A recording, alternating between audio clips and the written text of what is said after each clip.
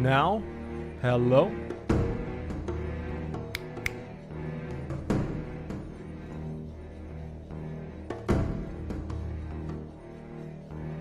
What about voice? Hello? 1 2 1 2. Now, okay. That's beautiful.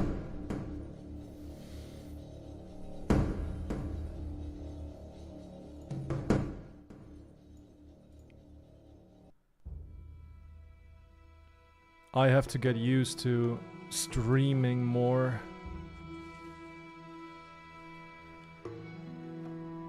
Hello! Hello. How are you guys? Feeling fresh? Feeling good?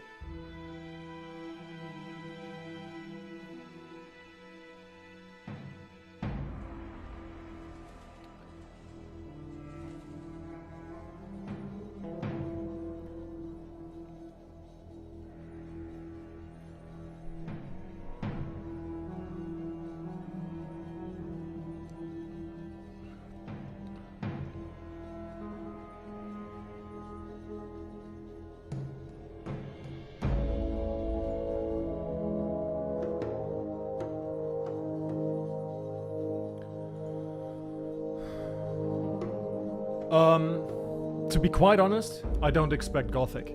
Because we got that last year. And I doubt that they have more to say at Gamescom. Because we already, at the beginning of the month, we had the THQ showcase. And I don't think that there will be any more. So we're doing it mainly just for fun.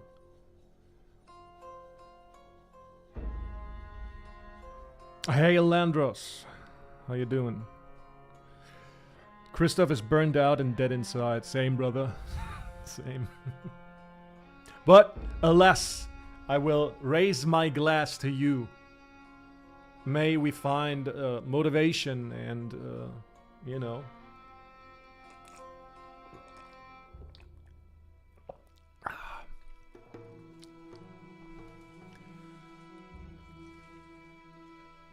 Yeah, to be perfectly honest with you guys, I'm watching it for maybe Gothic, but first and foremost for World of Warcraft Midnight. As you guys know, I'm kind of a World of Warcraft fan myself, but the other games I don't really care about them.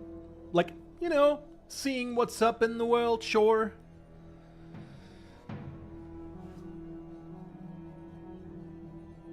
What the fuck?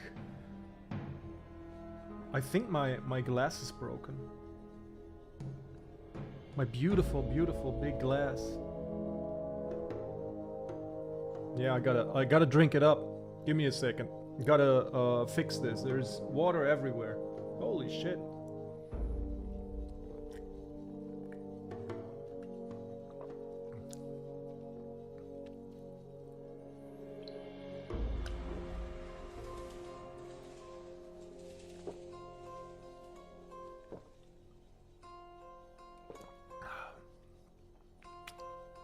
This sucks.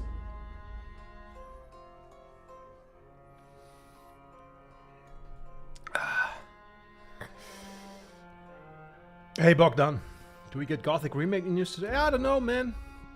If you take a look what's planned for Gothic at Gamescom, it's more like community stuff. You will be able to play the Nyrus demo, but hey, it's online, right?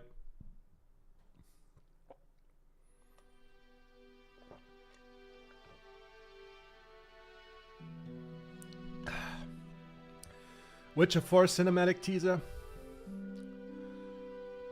Oh boy, I think if I speak my mind about Witcher 4 freely, I'm in a lot of trouble. I'll wait for Anduin to finally get his hour to shine and be that warrior leader of the light that he was supposed to be. Yeah. I honestly I expect more of Therin Lothar. Sadly, but it is what it is.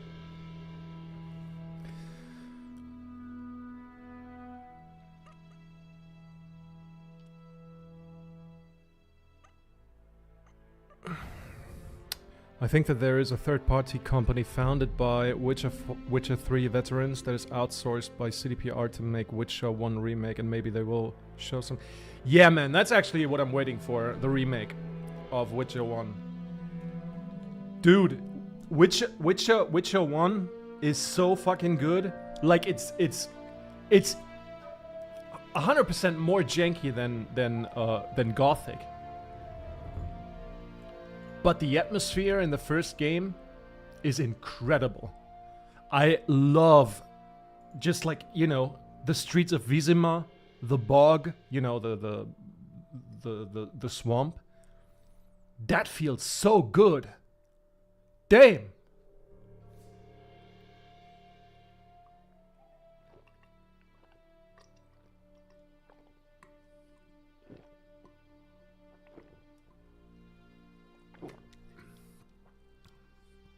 Fuck. This glass is broken. Yeah, give me a second.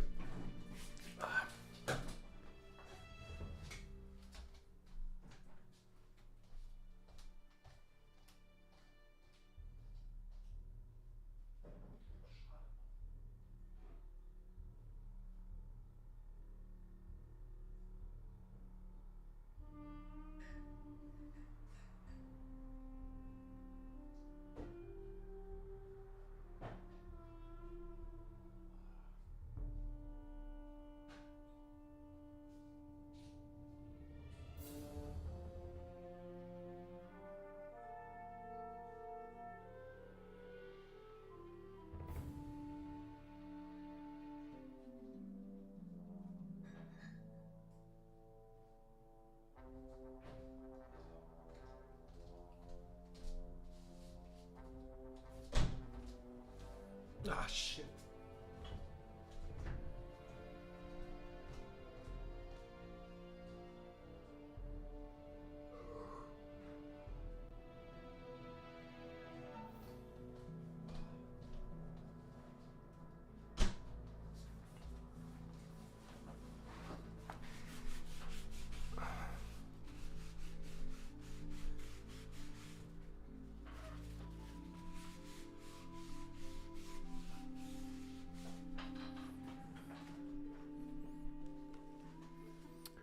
Okay, I'm back with a just a little smaller glass, just a tiny bit smaller. Okay, what does the chat say?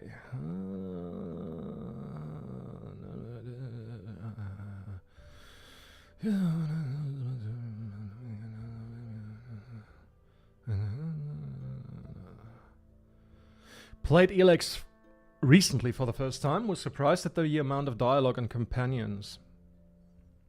True. Unfortunately, the game is doo-doo. Like, oh, I'm a little bit too harsh. Like the first game made me have big hopes for the second game, right? But unfortunately, Elex 2 was so dumb, was so shitty. I started a playthrough, a blind playthrough on this channel, encountered a bug because I was pre-recording, and then I just left it. It was so uninteresting, the design choices were so weird, and there was just less detail. I made a list, I can't find it anymore. It's a huge list about Elex 1, about environmental storytelling. All the bits and pieces that I could find. Like you were running around, you know, there's like a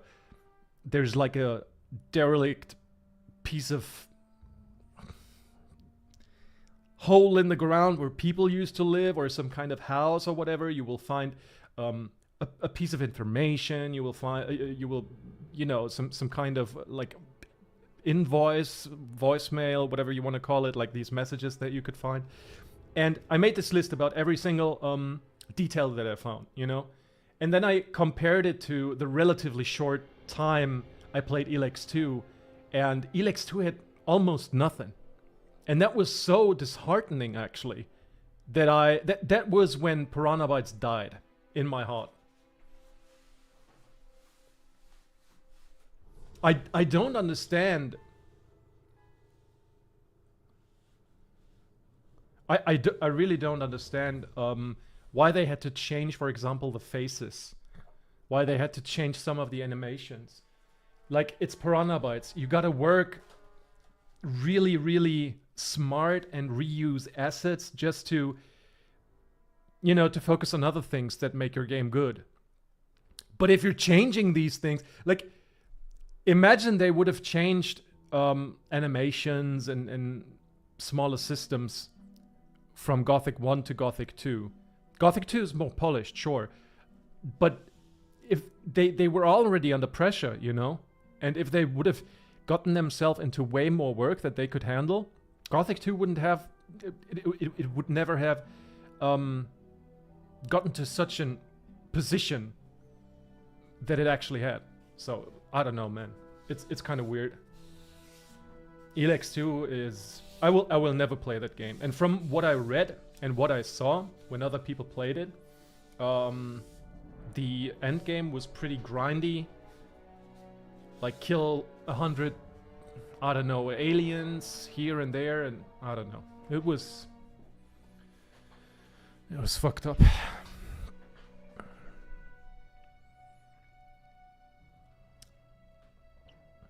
I don't believe in any news about Gothic for this what? For this trailer, but for sure we'll get something with a big gameplay. Yeah, I'm not really sure. They will show us the big games, the big releases. Gothic had its moment last year, so there's that. Vertigo and the Broken Glass, poem written by SliversFX. Hey man, how you doing? That was a beautiful glass, actually. It's a German mass, like the big ass things that you get on Oktoberfest. I don't know how I broke it, man. Yeah, I heard Elex 2 was completely boring. Yeah, but Elex 1 was fine for me, although the first 10 hours are insanely brutal in difficulty, even for a PvE. Yeah, that's true. That's true. They got that THQ money and decided to make a shittier game. And they had the time for the first... This is... like, imagine, right? Since Gothic 1, they were operating under time pressure. And then with Elex 2, for the first time, they had free reign. And how long was... Oh god, let me check this. Elex 1 release... Oh. Release date. Okay, okay. October 2017.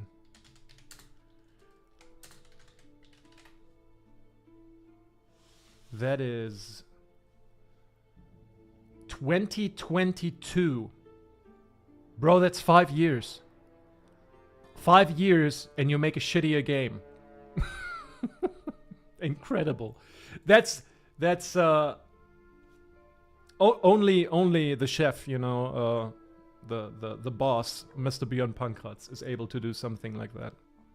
Incredible. Incredible. So, 10 minutes? 15 minutes? Okay. Everything would have been better with Elex 3. Yeah, I bet my ass off it would have been. For me, Elex was too much of a mess with this tech barbarians, mages, God knows what setup. Christoph, I was of the same opinion, but then I gave it a try. And to be fair, it kind of worked, you know? It kind of worked, and I'm not really, you know, that mad about it. I felt it was okay. But there was no substance in my opinion. There was huge potential with Kalan, like this, you know, the god of the clerics. I would have done that differently instead of it being just a throwaway Easter egg, which was kind of a throwback to the sleeper in Gothic. They definitely should have done something with it, like the clerics going crazy or something. Gameplay-wise, I found the outlaws very, very disappointing. And hey, what a surprise! They're still so boring in Elex 2, which is crazy. Like, what I don't get, especially when you've got a small studio like this, you know, who should be more in touch with the fan base. They have all these reviews and people talking about their games who are really passionate about this, like me, you know, but thousands others as well.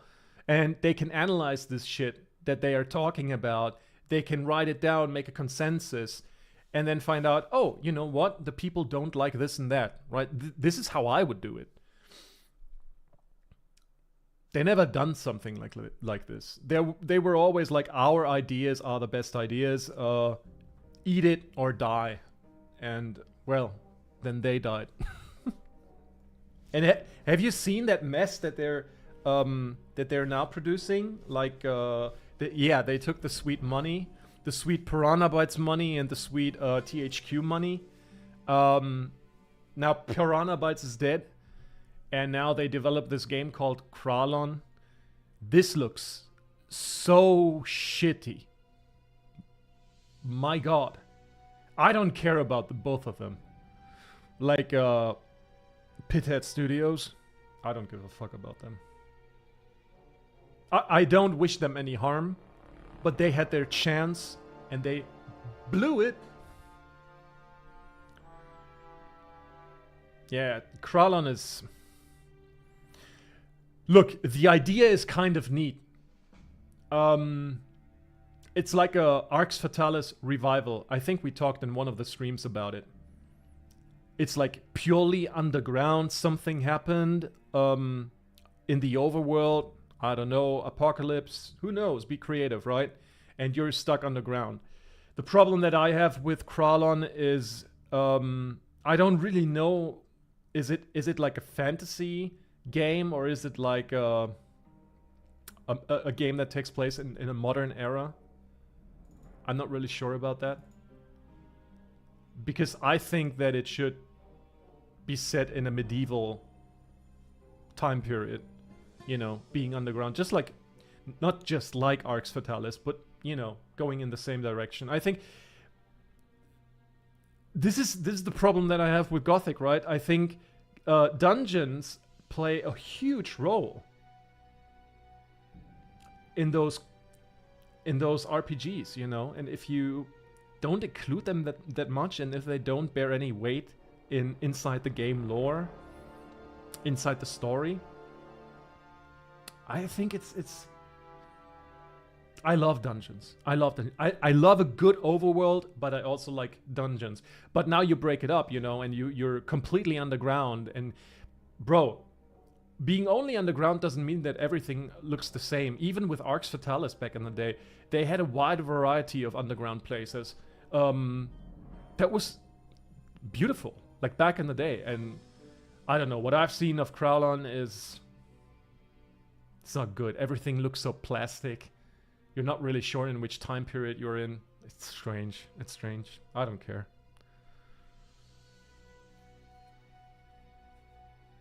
I found the Outlaws the only attractive faction. Berserkers had too many hypocritical laws, and clerics have very ugly base at the horde. Yeah, the base was... Yeah, the base was... not the nicest. Like the location itself inside this... volcano, and you had these basalt rocks. Is it called basalt? Let me check that real quick.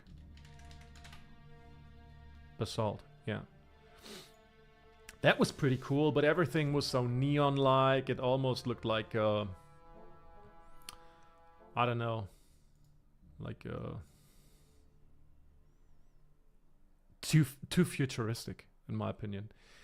I like the suggestion. It's like the Jedi trick. I like that. But in general, the world should have been more alive in Elex 1. There is one big change in the world that was basically the free city that changed a little. And you didn't really have a free reign about the outcome. You could basically decide for the Berserkers or the Clerics, I think. You could never decide for the Outlaws. But...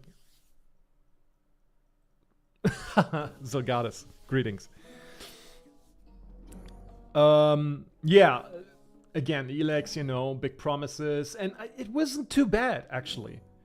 When I now go back to Elex in my head, and I find myself, you know, strolling through the countryside or whatever, there were some very nice moments. And also the music, it's not Kai Rosenkranz, but what Björn did there was, I don't want to say amazing, but there were a few tracks that I really liked. And it really fit into this world at times. But again, I wanted to like Elex 1 more because I knew there was a setup for a second game. And I had not high hopes, but higher hopes. And they blew it. They completely blew it. Like, the factions in Elex 2, the Berserkers, they don't look like Berserkers anymore. It's like a weird fusion between the Outlaws and the Berserkers. Like the iconic armor pieces, they're gone and stuff like that. This was actually one of the biggest turnoffs, that you couldn't get the cool armor set of the Berserkers anymore. That was shit. Then you had, I don't even know, the Outlaws themselves, okay. But then you had these fucking idiot guys living underground. Was kind of a, I don't know, some kind of Fallout scenario where they were underground for the, you know, during the time of the apocalypse, and then they emerged and they were all about, I don't know, like SM, you know, and dressing up in leather and being about pain and stuff. And I had to cringe so hard at this because it felt like a self-insert by a certain person of the team who still has this teenage mindset of pain and emo and all that kind of shit. You know, we all went through that phase. It's alright, but let it go, brother. Let it go. It's a thing of the past. It was very, very poorly written. I hated that faction. I wanted to like them when I saw the promotional material, but no way. Unreal Engine games don't usually look good in darkness, so quite a poor choice for Kralon. Yeah, I don't understand enough of engines and stuff. I think what we saw in of the old mine, for example, that looked kind of promising, but I don't really know about that. What I witnessed was this weird glow. It seemed it was post-processing that was just too hard. And it didn't look natural or anything. It looked very radiated.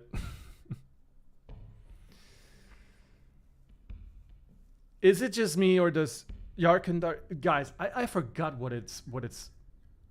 how it's supposed to be pronounced. Is it Yarkandar or Jarkandar? I can't decide. And it's been a long time since I played Gothic 2 in English. Like a classic WoW zone. I think it's the music too. It reminds me a lot of vanilla WoW. Ambiental music feels like a zone from Kalimdor. Yeah, got something of that, sure. A little bit, you know, with the beaches and the warmer climate. Kind of like a Barrens type of feel. I don't know. A Berlin nightclub. Exactly, brother. Oh, there's... Wait, there is one of those degenerate, like one of many degenerate clubs in Berlin. I think it's called the Kitty Cat. Why do I know that it's called the Kitty Cat? Because on Twitter, I'm on Twitter. If you didn't know, take a look. If you want some shit posting or something, yeah, just search for my YouTube username, then you will find me if you're interested. So sometimes you get to know some like German streamer gossip, and apparently there was this German streamer whose girlfriend, you know, she had an affair with somebody else, and both of them were frequenting this club in Berlin, which was called the Kitty Cat. I was in Berlin for one time in my life, and I had enough of it. And that was a time where it was way better. Berlin is a cesspool of degenerates. I'm so glad that I live out in the country.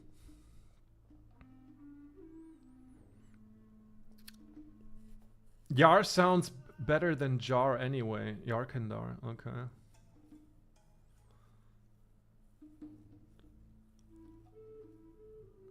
Yarkandar, Stranglethorn Vale. So I got it. Oh yeah, yeah.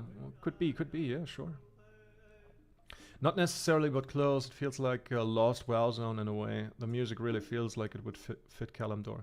Well, that's true because you've got those, yeah, kind of Mayan sounding pan flute tunes and all that.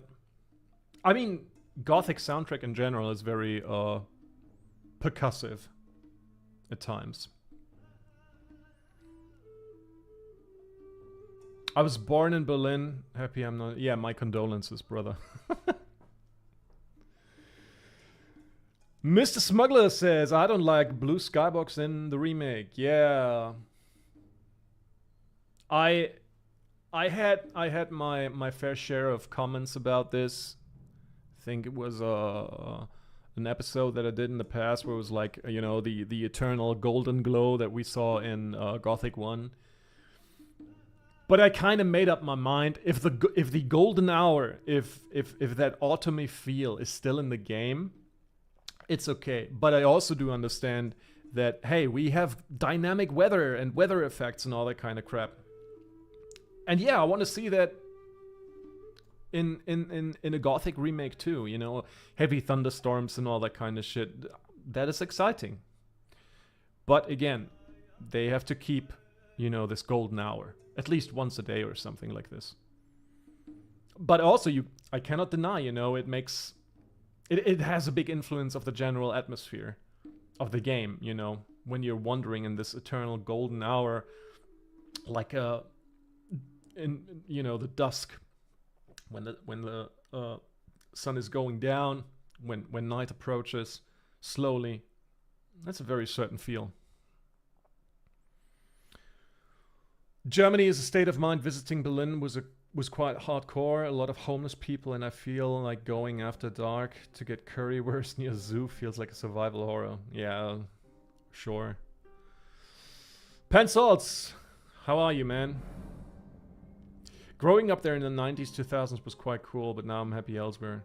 Yeah, 90s, bro. 90s were...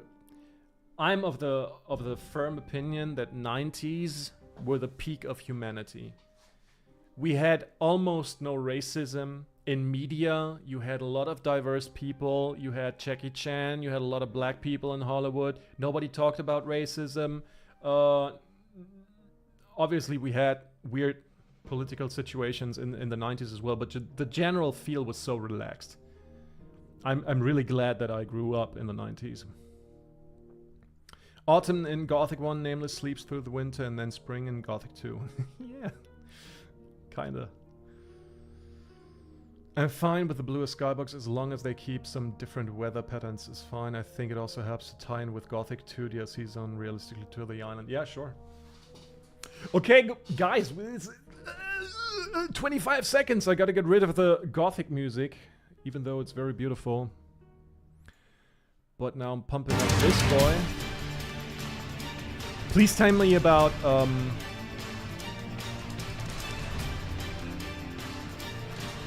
tell me about the volume. Is it okay? Can you still hear me? Rafael González. Hola amigo. Sí, yo soy yes, I'm going to Gamescom. Hello and welcome to the Gamescom Opening Night Live 2025 pre-show. I'm Kyle Bossman. The main show, Opening Night Live, the one with Black Ops 7 and Resident Evil Requiem, hosted by Jeff Keighley. That's soon, but not yet. This is the waiting room. And the secret about the ONL pre-show is that it's good itself. We've got an absurd amount this is the of pre-show. Give me a second. Right here in the Raphael, I thought you said, why are you based? Because I'm based, you know. No, but I'm actually in the west of Cologne, like, let's say 50, 60 kilometers in the west. It's like a 10-minute drive to the border of, to the Netherlands, actually.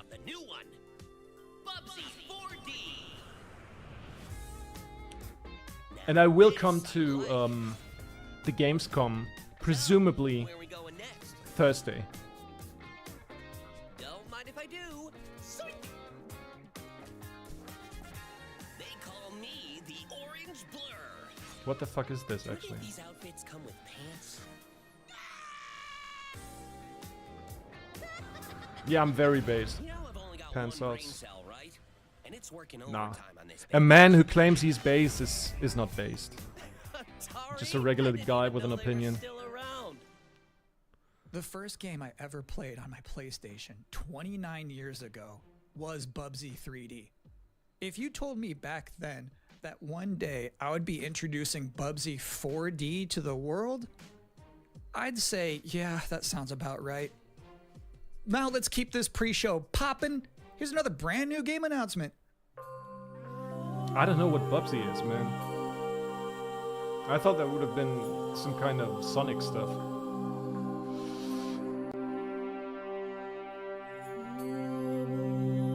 Oh, it means it's a very old IP. Okay.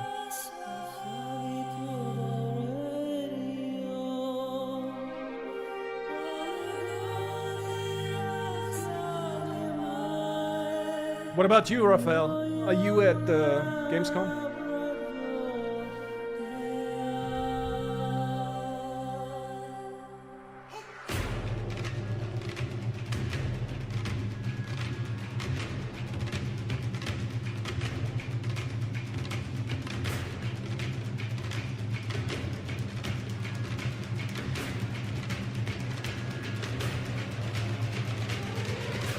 Dude, jump and run, I loved to play that when I was a kid.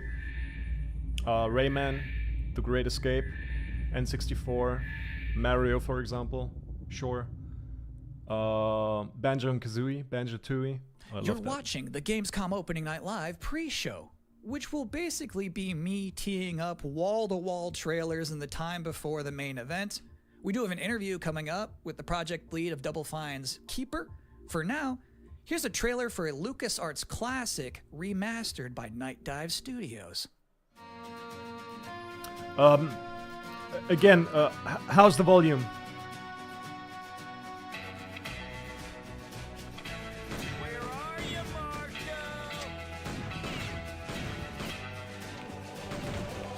You afraid of dying, kid?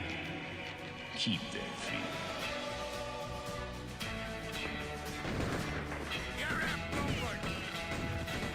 Good old Western shooter.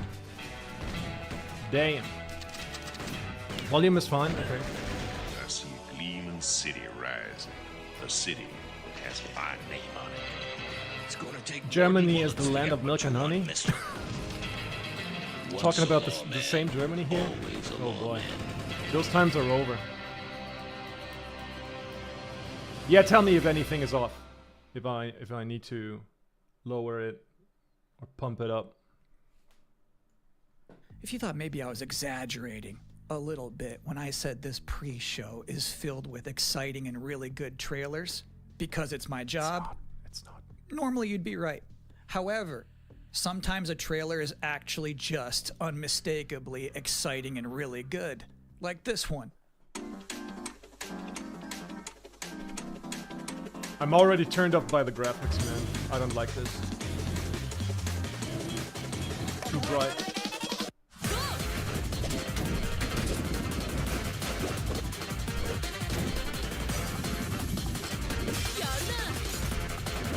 Raubtierfütterung? Oh boy. Ja, good luck. Heldenloser Name.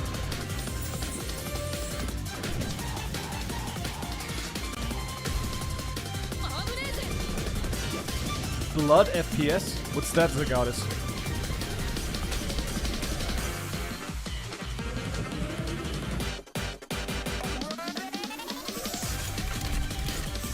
That's so weird, man.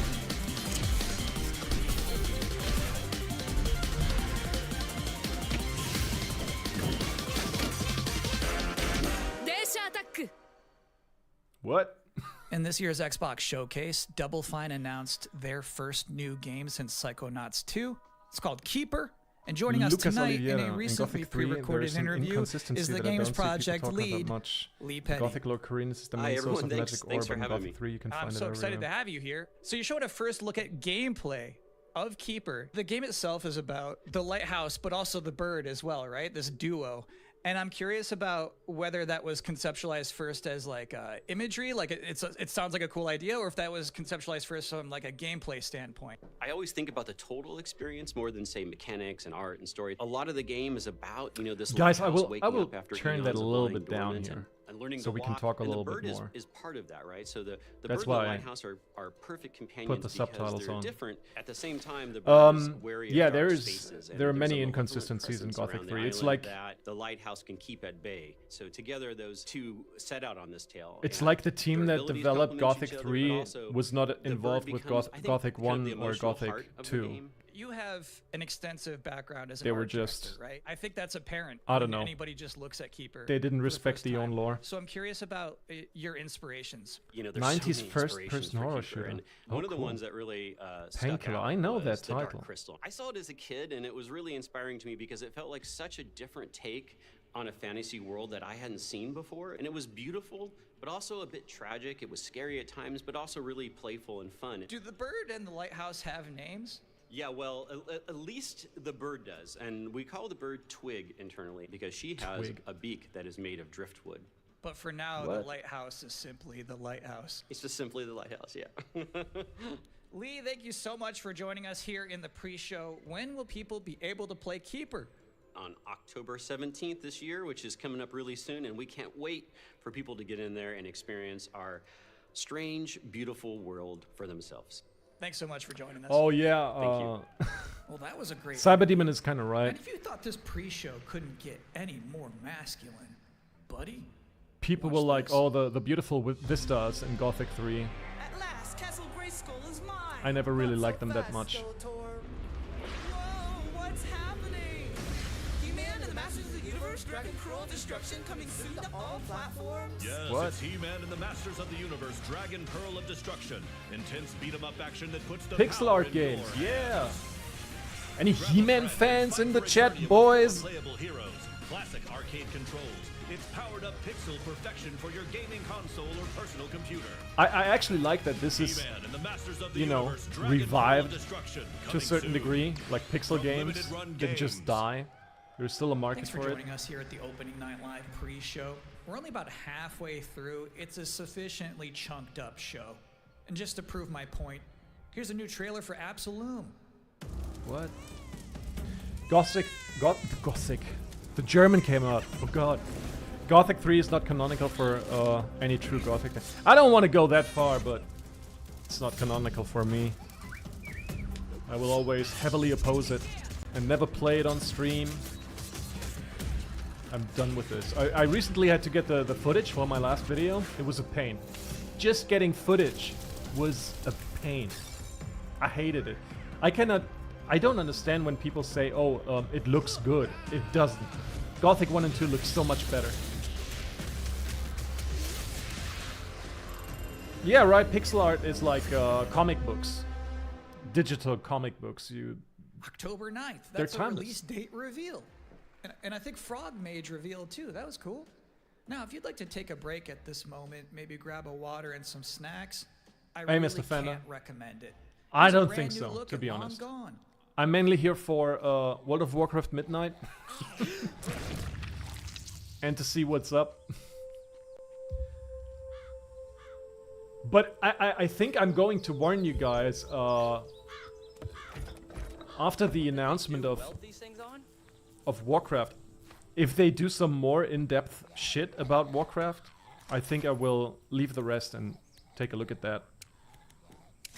Because I'm pretty sure that we don't get anything new to see when it comes to Gothic.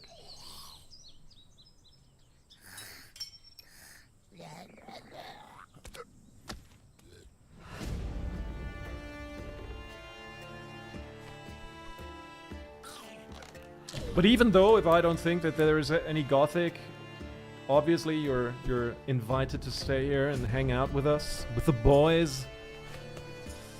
No girls allowed, please.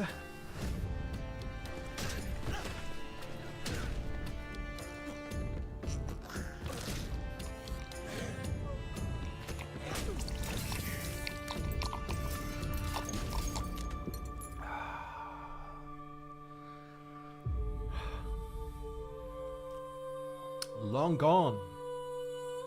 It's Last of Us from Temu.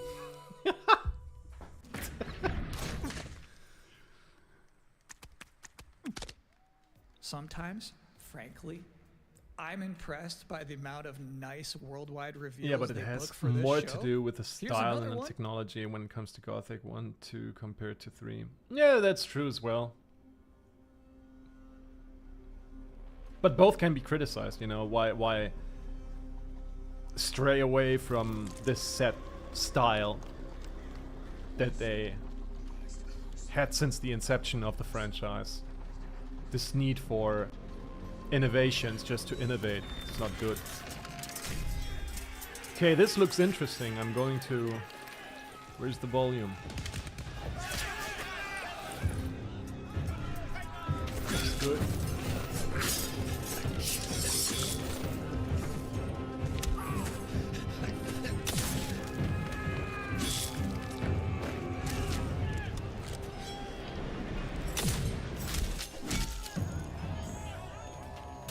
Pencils, you better do that.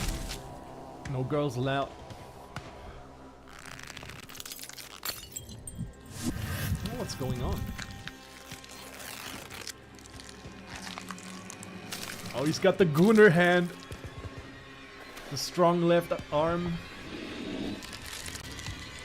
Oh boy.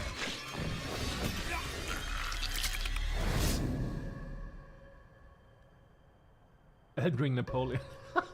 Yes. Looks cool.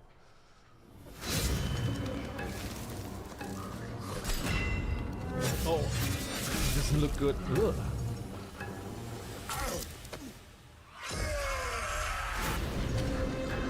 What the fuck?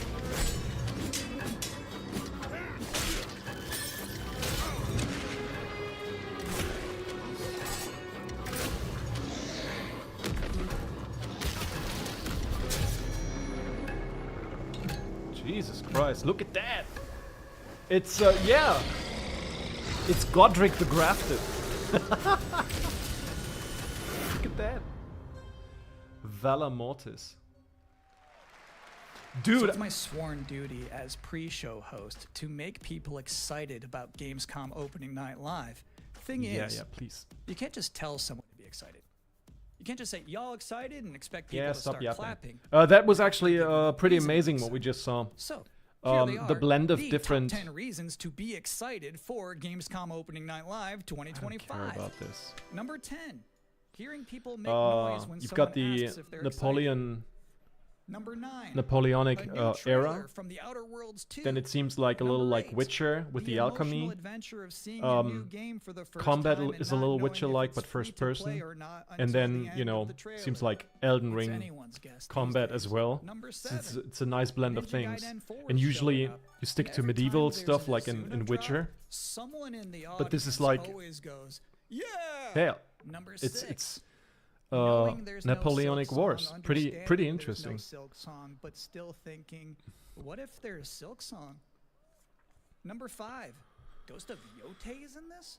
This PlayStation just had a 19-minute Gothic 1 and gameplay Gothic 2, perfect blowout. example of technical You have to limitations wonder creating what they've been amazingly saving for unique Gamescom. atmosphere that was destroyed by Gothic 3 plastic world. Something Yeah, they exactly. do It looks something it looks crazy. plastic. Number It's 4. crazy.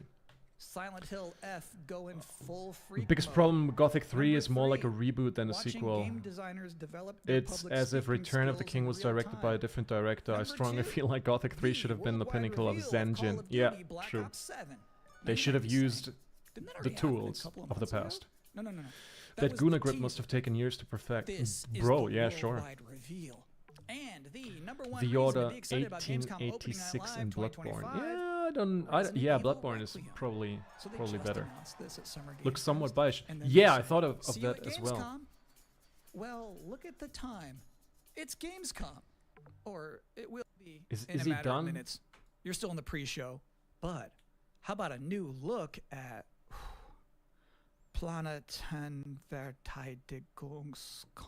Planetenverteidigungskanonen-Kommandant? Planetenverteidigungskanonenkommandant. Yes! Good morning, Commander. The Yes! cooperative state has honored me with the supervision of your well-being. Get you back up to speed before our lives are on the line. I've seen this. THQ showcase? Glad to see you've not lost your touch.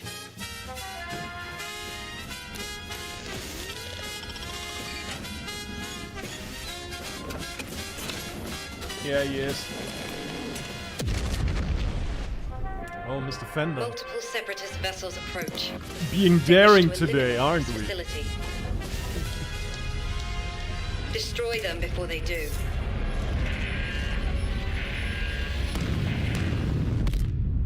The days fly by when you love what you do.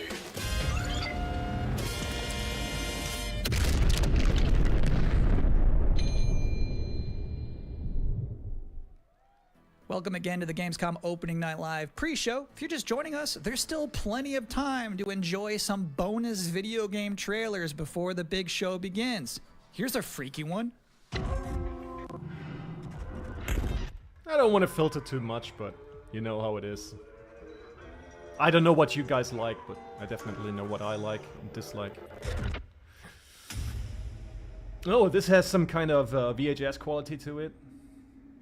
Dude, I love analog horror. But only good one.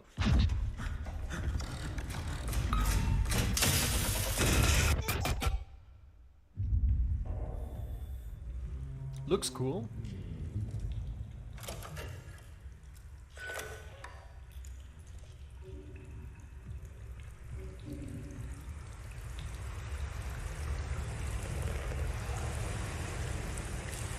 What is this?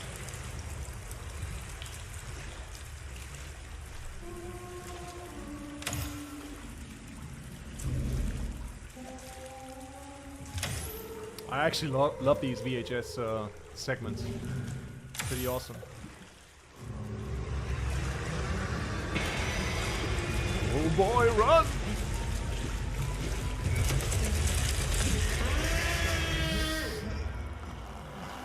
Be dead! Routine. Okay.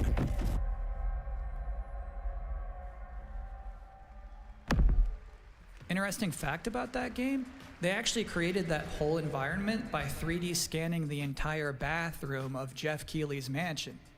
Now, we've got 3 more videos and not a lot of time left before ONL begins, so next up, Pan. 2 trailers back to back. I think everybody puts on a little mask. Into the underworld every day. You're no different. My Put lord, on? he's here. Oh, what is this? I bid you walk the mortal world once more.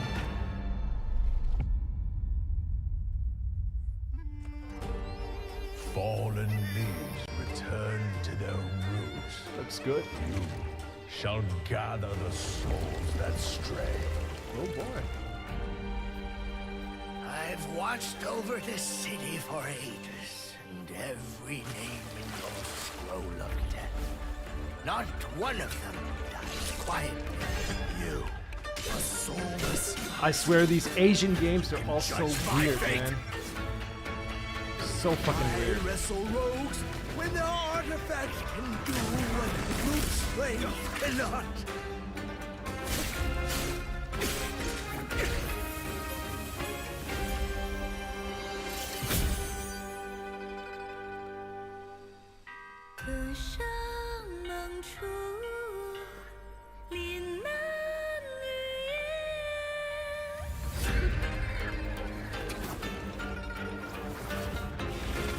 What? She a mad hoe.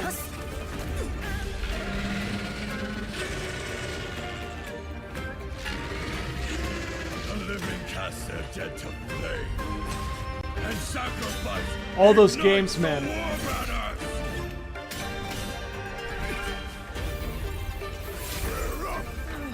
Here we go again. Oh, it's a horse, bro. Look at that.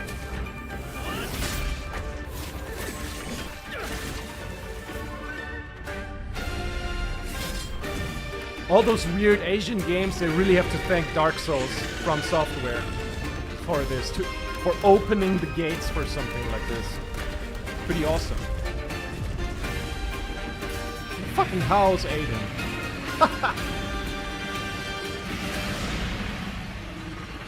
If you know know that. Asians taking over. Yeah, they're taking over Africa as well, man. Crazy, zealous people. In a good way. They're very, you know.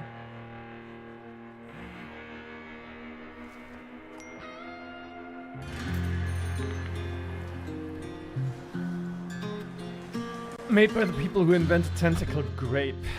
Yeah, I expect some extreme greatness, yeah. Oh wait, tentacle grapes were invented by Japanese people, right? I'm not very much a weeb myself. But Shanghai is China, right? But they do tentacle stuff as well, probably. You're right.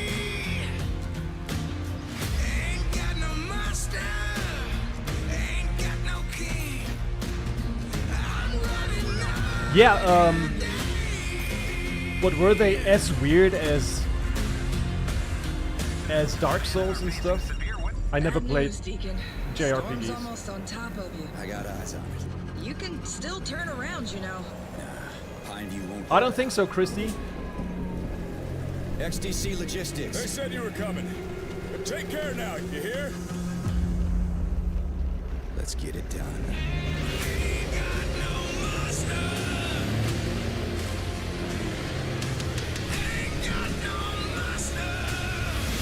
What's this? Is this a truck simulator RPG? I'll give you a moment to catch your breath after that. But to be honest with you, that was not the last king of the road you're going to see in this pre-show. I've got one more trailer for you. Shanghai studio. A brand new reveal for Sonic Racing Crossworlds. Sonic, yeah!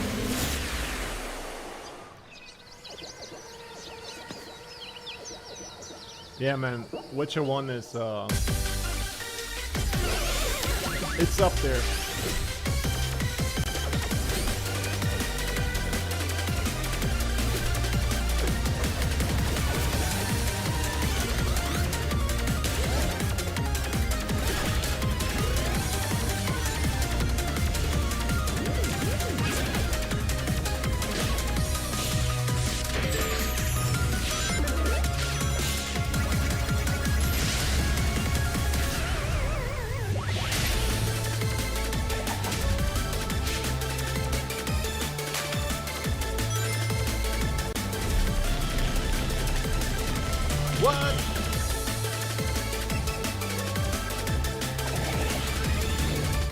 And that concludes another 10 out of 10 pre-show.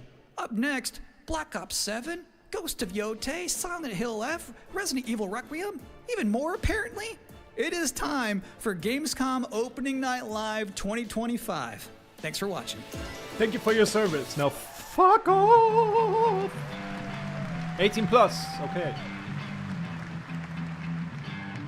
Anyone still a kid in my chat? Please turn off. Please welcome your host, the creator of the Game Awards, Jeff Keighley.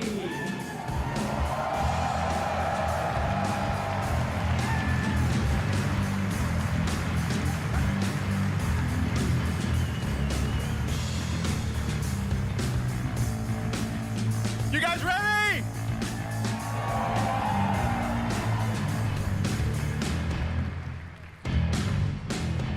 Guten Abend! Welcome to Gamescom! Wie geht das Deutsch? All right. This is Opening Night Live. Hello, everybody, and this is the kickoff to the biggest games festival in the world right here in Cologne, Germany. We've got over 5,000 fans in the hall here at Cologne Messe tonight. Welcome, everybody. And by the end of the week, yeah, more thank than you, mate. 300,000 people will walk the show floor, The which thought for that the first counts, time right? has more than 1,500 exhibitors. It turns out that E3 didn't die, it just moved right here to Germany.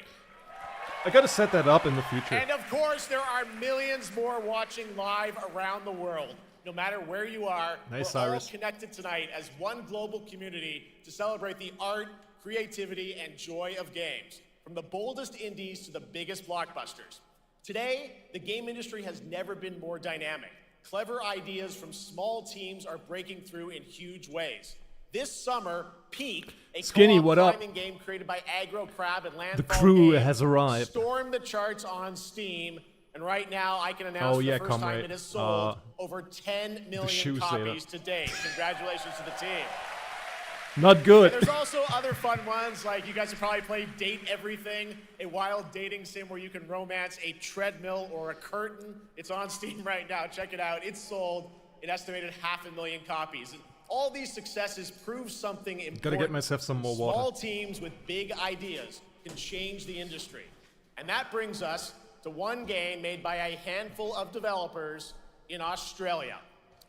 For 6 years, Team Cherry has been crafting Hollow Knight Silksong.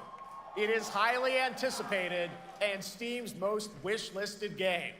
Well, tonight, I can finally definitively tell you that Silksong is 100% actually launching this year.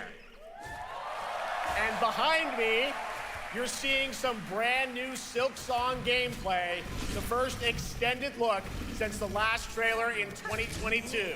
And starting tomorrow, Oh, thanks, you guys Cyrus. here at Gamescom can play a demo Yeah, they did. at the Nintendo and Xbox booths. Apparently, I was a little bit too There you emotional. go, Silksong is real. Silksong? Never heard of that. And on Thursday, Team Cherry is going to be sharing some news as part of a YouTube premiere on their channel, so make sure to check that Oh, out. muchas gracias, Rafael. Tonight, we'll give you a first look at this holiday's biggest games, like Call of Duty Black Ops 7 and Ghost of Yotei, plus major news on Prime Video's Fallout Season 2 arriving in December. And later, we'll have a special performance of the music of Claire Obscure Expedition 33, one of this year's most celebrated games developed right here in Europe. Plus, a brand new Hollow look Knight, at Resident Evil Requiem from Capcom, and the world premiere of the opening cinematic from World of Warcraft Midnight from Blizzard. Yes! Now, as always, ONL is also about surprises, and we do have multiple brand new AAA game announcements and reveals over the next 2 hours, so stick around right until the end. This is our biggest opening night live we've ever done, so let's not waste another second. It all begins with this. Mr. Fender, you asked me actually a few times, but I didn't have time. But I probably should go there. It brings me such satisfaction to see you here. Oh, look at the light show. Oh my god. Witness to my work. We spared no expenses. You will know fear.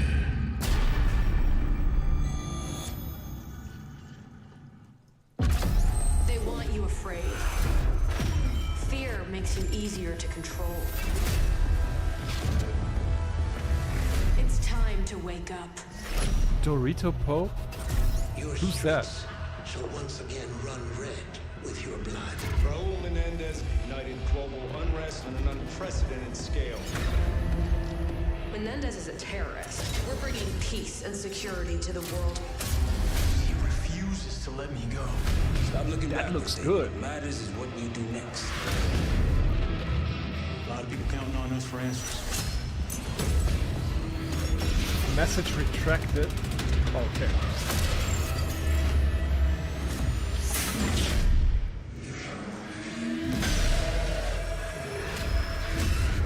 Inspector 1, report. Need a sit rep.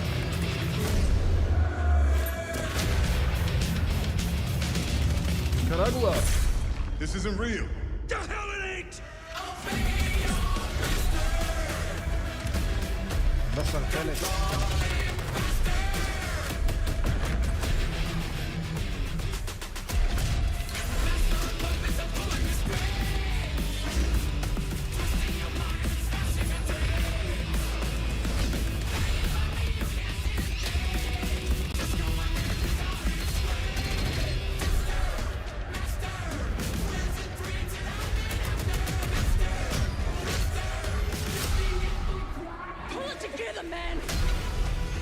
So eager to leave, David.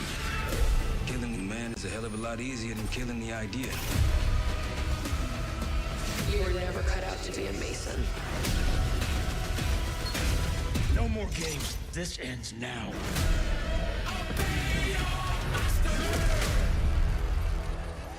That's so strange, man. Get the Reznov Challenge Pack when you pre-order now.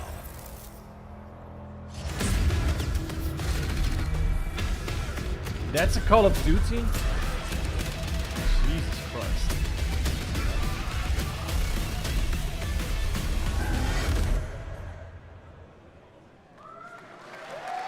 How about that? Zombies, of course, Dead Ops Arcade as well, and it looks like we also have an official date. Call of Duty Black Ops 7 releases on November 14th. And to tell us more, please welcome Miles Leslie from Treyarch and Natalie Pohorski from Raven to Opening Night Live. Wasn't Call of Duty back in the day about World War II and stuff? That was really cool.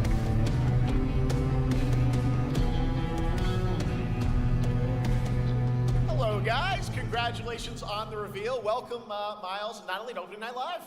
Space Force for having recruits, us. yeah. We're very excited to finally talk about this game. Yeah, excited. Let's get into it. All right, well, that trailer was obviously intense. Black Ops is back. Twisted world of Black Ops as always, and it looks like you're definitely pushing the envelope again. Absolutely, Jeff. Stop It's been a playing long COD. road, and we're thrilled to finally be sharing what we've been building. Black Ops 7's got a Casually bold vision of dropping the a hard future. R. We're diving into 2035, and it's a future that feels real, just out of reach, but it's twisted in only the ways Black Ops could. And, you know, you come to expect what you got there. It's a world of fear. The shadows are gone. Nothing is what it seems. Yeah, 2035 setting. So the question is, you know, we're wondering, how does Menendez, how does this all fit into the Black Ops timeline? Yeah, so we're pulling threads from Black Ops 2 and Black Ops 6, but don't worry, don't get it twisted. This is a beast of its own, Black Ops 7. We're stepping into a world spiraling from the return of Raul Menendez and the consequences of the past. All right, well, I'm curious who the protagonist is, so you can tell us who's stepping into the light in this game. Yeah, David Mason returns, but he is not the same. He's Fortnite. carrying deep scars. Some you can see, some you can't. And he's got a new team with him, and every mission, every move is a test. Now, And what we're makes the story also- stand apart? Yeah. We're also introducing the Guild. Yes. Important to mention, a global tech force that claims to be humanity's last line of defense against this mysterious threat. And their CEO, Emma Kagan, is a visionary leader with a clear mission, but how she chooses to confront this crisis is often at odds with Comrade. David and his team. So it's not a battle of good versus evil, it's a clash of philosophies. What kind of future are we building, and who gets to decide? All right, so some That's deep so thoughts deep, there. So yeah, brother. tell us about, how does this story stand apart this time? It's the characters. Okay. So the story is about identity, memory, and consequence. And we've crafted this cast like pieces of a puzzle. So each one has a reason to be there, and each one brings something unique to the table. And we've also got our central city of Avalon, which is more than just a backdrop. It's a living, breathing space that evolves with the player. And it's also where our story roots take hold. All right, well, one thing we want to talk about is gameplay, and I understand you're doing a co-op campaign for this one? That's right. From the start, we wanted to make a bold change with the campaign. Black Ops 7 can be played solo or up to 4 players. It's a shared experience, and every mission has been handcrafted for variety. You know what I don't Tone, like pacing, about the this? gameplay location. It's this You're gonna be PR, running on the rooftops of Japan, HR exploring talk. the Mediterranean coast, and then diving Like deep into lawyers the human would talk, like this psyche. corporate All talk. of I it has hate been it so much. crafted to really add clues to the story and offer And their own they really gameplay want to be focus. seen as Wow, you so know, wild like story, real co-op humans, campaign, you are definitely pushing boundaries this time. like they're friends and Yes, just have we a talk. are. Black Ops 7 is all about innovation So across the natural. entire game, and not just in gameplay, but in how we tell stories, how we connect players, and how we build worlds. And this is just the beginning. There's more to come at Call I of hope they'll Duty get next, her outfit as a including DLC, man. multiplayer and zombies. Look at that But for now, onesie. we hope you guys are excited to step into something new and experience something truly unforgettable. Amazing. All right, Call of Duty Black Ops 7. Amazing. Thanks so much, guys. And now, here's a behind-the-scenes look from the rest of the Call of Duty development team. Thanks, guys. Yeah, Black I hate Ops this 7 fakeness. brings an all-new way to play the Call of Duty campaign. This time, you're not going in alone. You have the option this year to play solo or up to 4-player co-op start to finish. You can bring your friends, you can make some new ones, and there's a whole bunch of adventure even after the story.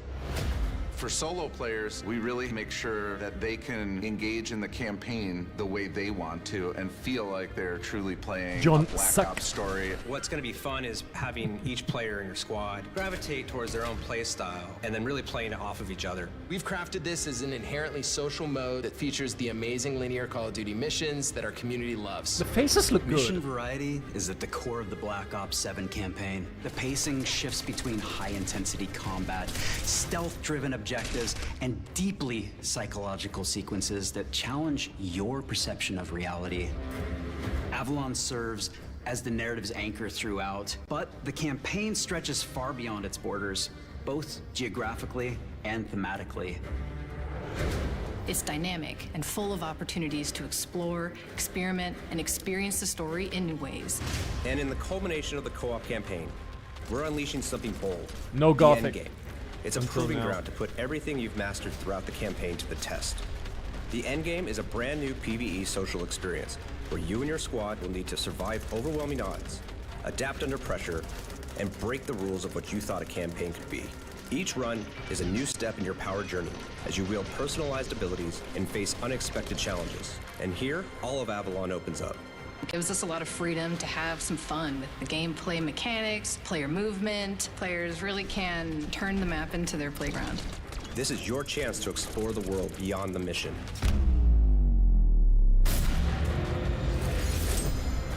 That's just a quick look at what's to come with the campaign. Every mode of this game is built with the intention to deliver the best possible experience to our players. So whether you're a Call of Duty veteran or new blood, there's something for you in Black Ops 7. Oh yeah, we could tune in if GameStar is doing an interview. Probably they will do. All right, for much more on Call of Duty Black Ops 7, make sure to watch the full-length Black 2 Ops o'clock? 7 Direct and Okay. tune into Call of Duty Next on September 30th. Still to come, we'll have news on Fallout Season 2 and the announcement of a brand new game from adventure game legend Ron Gilbert. I grew up playing his games, and I can't wait to show you his next unexpected creation a little bit later. All right, who's ready for our first brand new game announcement of the night? Not me. I figured you'd feel that way. Well, to do the honors, please welcome back to ONL one of the most respected and recognizable hosts in esports. She's my co-host, Shox.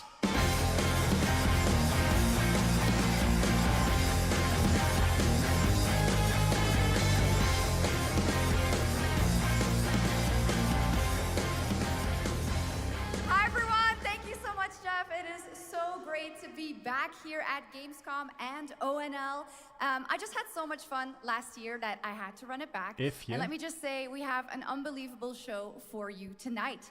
And now without further ado, it's time for our first new game announcement at ONL. Please enjoy. Our gods have forsaken us for fear of the coming darkness consumes all but you, lamp bearer. Something stirs within you. Witch King. Something ancient, powerful, hungry. So I ask you, will you harness this darkness within and deliver unto our so-called lords retribution? That looks nice.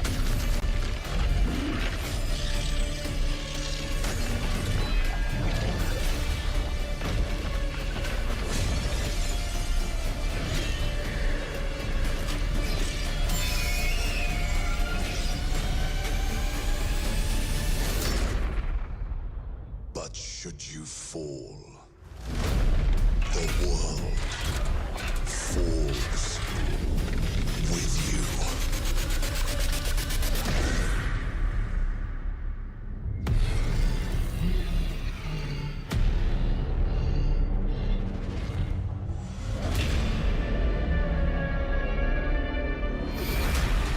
Lords of the Lords of the Fallen Fallen. 2. Okay. Wishlist now. What is this, Lords of the Fallen? It's like Dark Souls? Wishlist now. All right, Lords of the Fallen 2 is official, set 100 years after the last game, as a fragile veil between the living and the dead begins to tear. CI Games promises a sequel that's bloodier, faster, and more brutal than ever. With more aggressive combat and new boss battles, your first look at gameplay will arrive later this year. All right, now for something completely different. This next game won Game of the Year at the Game Awards and comes from one of the most celebrated studios on the planet. Next year, it's making the leap to become a major anime. And tonight, we're breaking the news with your exclusive first look.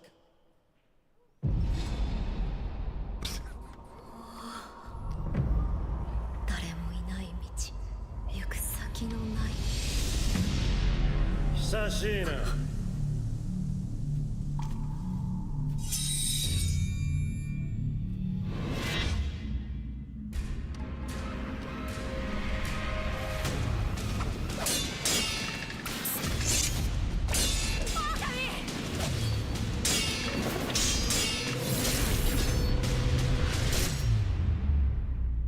Poor gameplay? Oh, okay.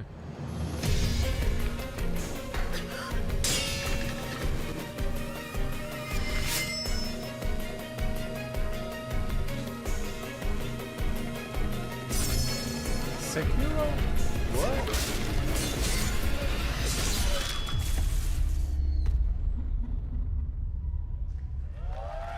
Cool. Looks awesome. All right, we're just getting started. Our next new game announcement stars a hero who needs no introduction, a true legend of justice and gadgets.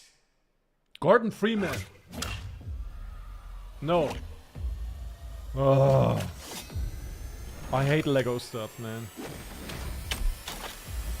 It's Batman. Lego Batman.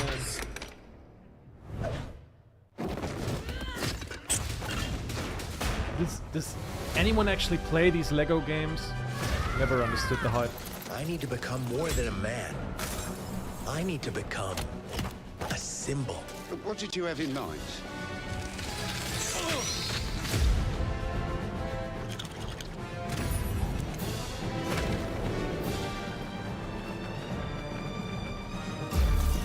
Half-Life 3 Lego. Yeah. The monkey's paw. Curls again. Who are you? I'm It furls Batman. again. Sorry.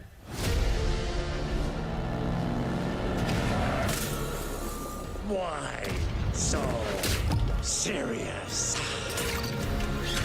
Oh, by the way, talking about Sekiro, they're also doing I'm allergic to nuts. an Elden Ring movie, right? Elden Ring as Who's a the movie. man behind the mask? That's exciting.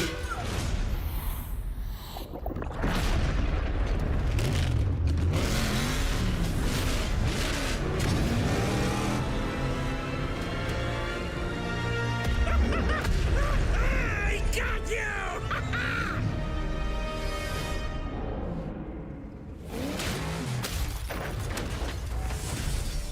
Yeah, I mean, no hate against anyone who plays the Lego games or enjoys them. That's good. I never got the thrill of it. Oh, you think darkness is your ally. You merely adopted the dark. I was born in it. I was born in it. Who put that there? I could have really hurt myself.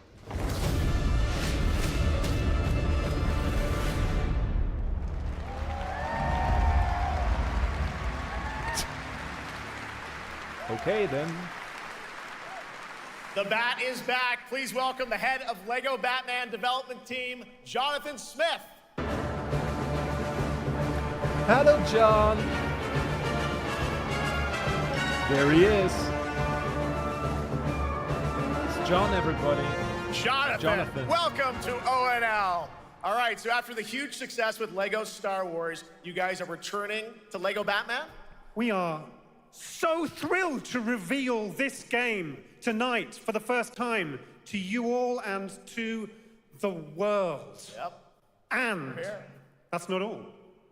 At Gamescom, you will be able to play Lego Batman Legacy of the Dark Knight. Wow. No shit. Pretty amazing. All right, well, there will be a demo on the show floor for everyone. Now, let's break down that trailer because we see so Building many Lego is favorite cool, references like in real life. to films and things like that. So It's what John is the Lego. story of this game?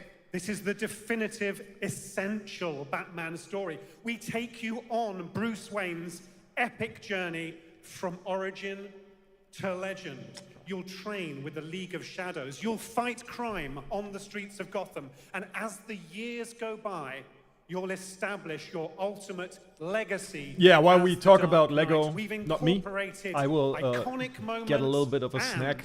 deep-cut references Give from me a minute. decades of Batman movies, TV shows, comics, and games, all brought together and brought to life in our unique Lego world.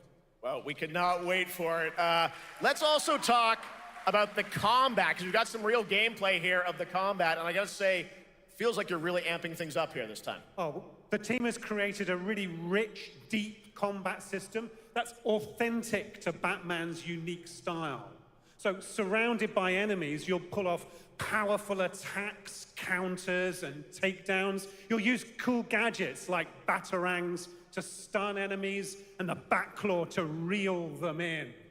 For the first time, we've added difficulty levels, Caped Crusader and Dark Knight mode for those who want an extra challenge. And you'll build a new Bat family of allies as you're joined by playable partner characters like Jim Gordon, Catwoman, Robin, Batgirl, each with their own gear, which you'll need as you take on a rogues gallery of villains from Joker, Penguin, and many more, including the mighty Bane, as you saw in the trailer, voiced by the incredible Matt Berry.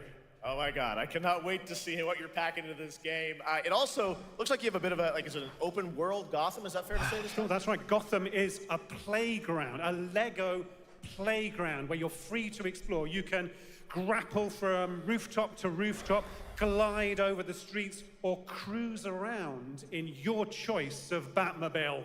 This game has it all. I think you've sold me on it. All right, John. I'm pretty sorry, hyped Mr. about Fender. it. It will be here playable, as we mentioned, for all you here in Germany. You can play Lego Batman Legacy of the Dark Knight for the first time starting tomorrow on the Gamescom show floor. Thank you so much, Jonathan. Awesome. All right, now over to Shots with our next new game announcement exclusively on ONL. Yeah, I bet. Thank you so much, Jeff. Indeed, I find myself here in the audience. There we go. I find myself here in the audience. Thank you so much, Jeff. And some of the best fans at ONL. So is everybody having fun? I love it. But we're just getting started. Still to come, we have an amazing musical performance from Claire Obscure Expedition 33. I can hardly wait. And also a new look at Resident Evil Requiem, as well as a bunch of other surprises. I know what you guys are excited for. I can hear it. But now it's time for a new game announcement. A long-awaited sequel that fans have been eager to see for nearly a decade. We have fought the enemies of humanity across 1,000 worlds. No respite, no remorse, no mercy. We are the wrath of the Emperor, his angels of death. But the Imperium lies broken, its armies scattered and reeling. Our foes rise to drag us down, and the galaxy has been torn asunder. Any Warhammer fans here? Cronus, we make our stand. We are the Blood Ravens. There is no victory to claim here. Only vengeance to enact. Yeah, Warhammer. Whilst even one of us lives, we fight. For only in death does duty end.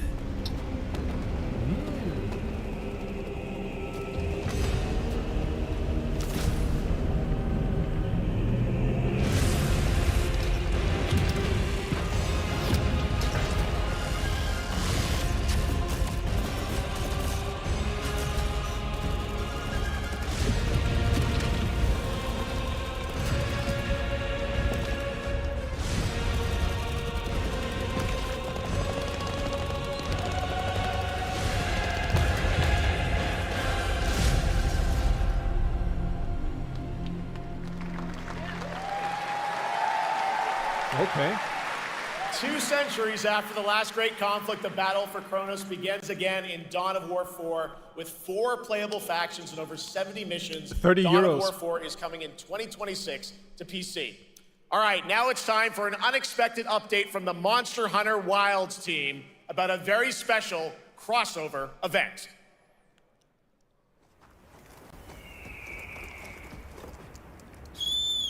Yeah, same for me. It's very expensive. Extensive.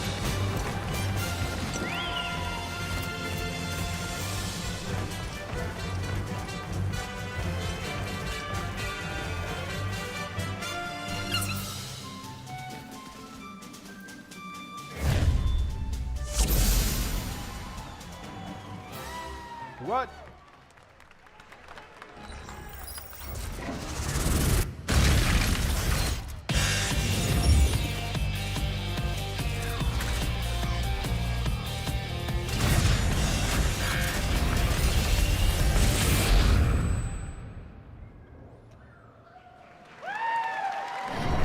That's strange.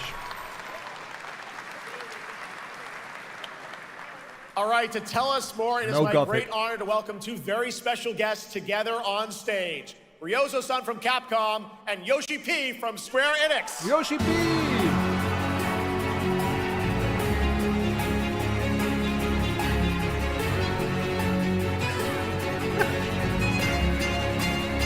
What is that outfit, brother?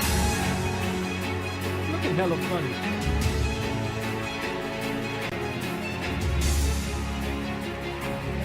Mana will translate for us. Well, guys, it's great to have you both together here at Gamescom. Ryozo-san, what can you tell us about this collaboration? Hi, thank you, Jeff. ドイツの皆さん、配信をご覧の皆さん、こんにちは。今日ですね、この、ファイナルファンタジー14との、特別なコラボレーションを発表できたことを本当に嬉しく思ってます。Thank you, Jeff. Good evening to everyone at Gamescom and all the friends watching online. Today, we're very excited to announce a special collaboration with Final Fantasy XIV. ですね、モンスターハンターワールドの時にもコラボさせてもらったんですけど、その時もですね、吉田さんとまたちょっと機会あったらどっかでやれたらいいですねみたいな話をしてたんですけど、今回それが実現しました。今日お見せした、映像はですね、まだ一部でして、詳細は、来月皆様にお伝えできると思いますので、そちらの方を注目していただけたらと思います。Did you remember all that? あとですね、今回もですね、吉田さんと、スクエアエニックスのスタッフの皆さん、本当に全面協力していただいたことをですね、感謝してます。吉田さん、ありがとうございます。はい、で、ここからですね、ぜひ吉田さんにバトンタッチして感想をいただけたらと思っております。After our collaboration in Monster Hunter World, I remember talking to Yoshida-san and discussing how much we wanted to do it again, and now we're very thrilled to make it happen. What we showed you is just a little glimpse of what's to come, so please look out for more information that's coming next month. But of course, Yoshida-san and the Square Enix team have been working just as hard with us on this special collaboration. So I'd like to not only thank him, but turn it over to him to share some thoughts. Guten Tag, Gamescom! Guten Tag! まずはこのような素敵な場所に招いていただいたジェフさん、それから我々にね、いつも本当にたくさんのインスピレーションをくれる良三さん、それからカプコンの開発チーム、そして何よりゲームファンの皆さん、本当にありがとうございます。ありがとう。Guten Tag, Gamescom. First of all, I'd like to thank Jeff for having us here and Ryozo-san for all the inspiration, the Capcom team for working on this special collaboration, and to everyone enjoying our games. Thank you so much. No problem.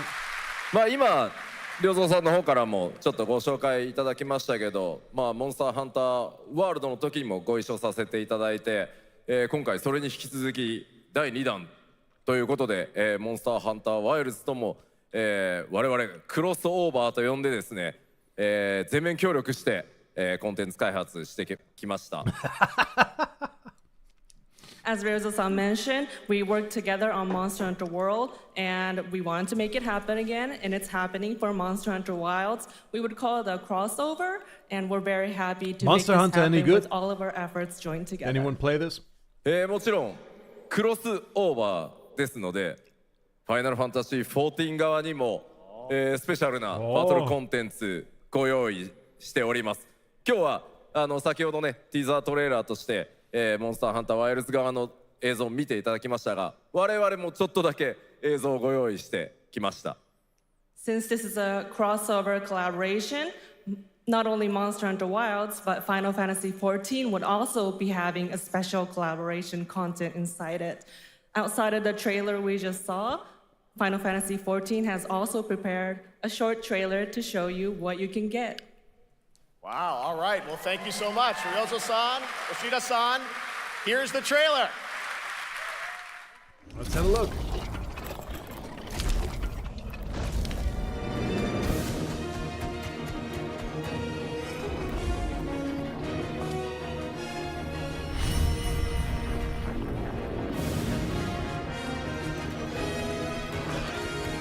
Damn!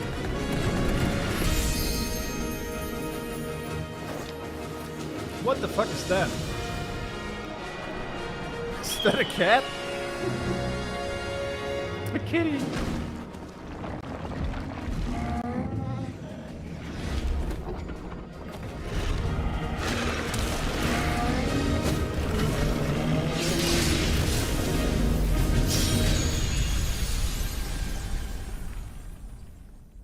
Interesting. So is it just like cross promotion? You get some transmogs and mounts or something? That's not very exciting, to be honest. Something brought us back to this place. Resident Evil. Something that knows us. Knows the rules. But what if this wasn't the place, after all? Look around you. They can see you. Do you believe this is real? This isn't a game. It's a test. But do you ever ask yourself, what are we here for? We're here to play. What?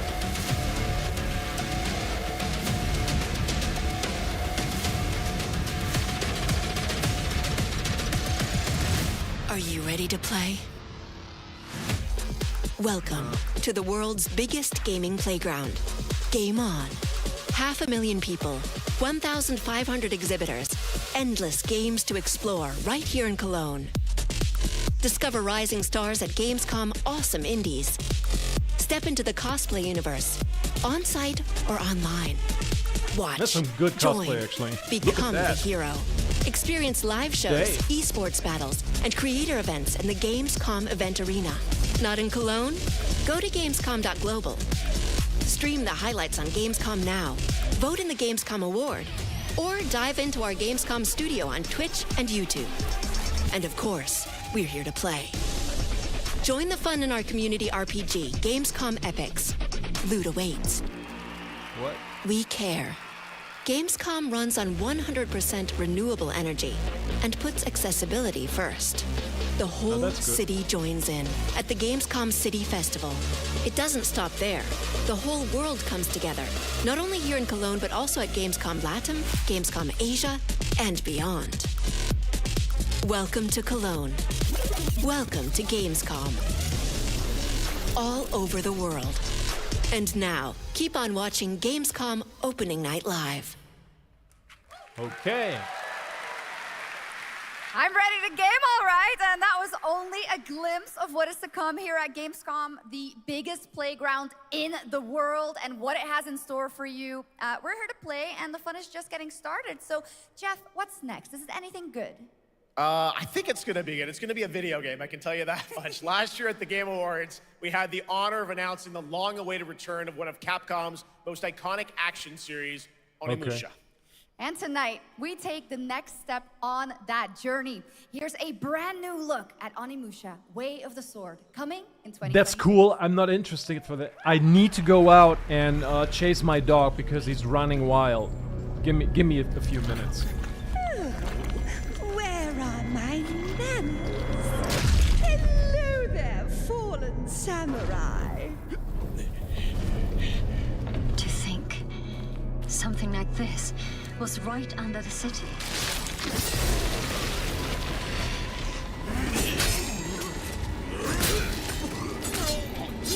What fearsome power! Be careful! Oh, righteous! And after everything you and your awful kind put him through, too. Were you feeling left out? Here, let me show you something to cheer you up.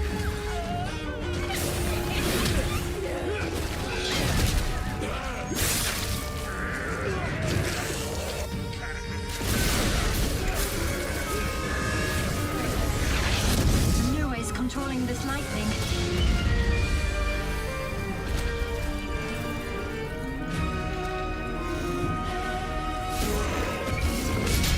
I don't have time for these stupid games. Oh, I'm terribly sorry. Anyway, do enjoy.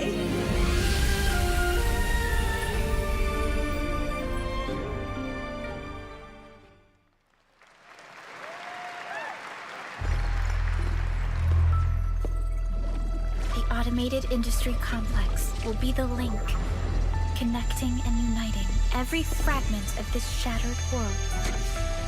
This is the driving force that will keep us going. Continuous improvement is essential for keeping pace with advancements in technology.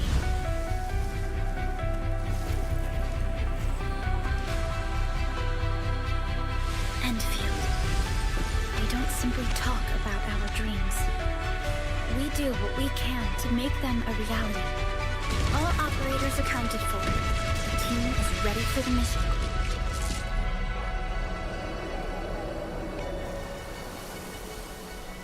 So did I miss something?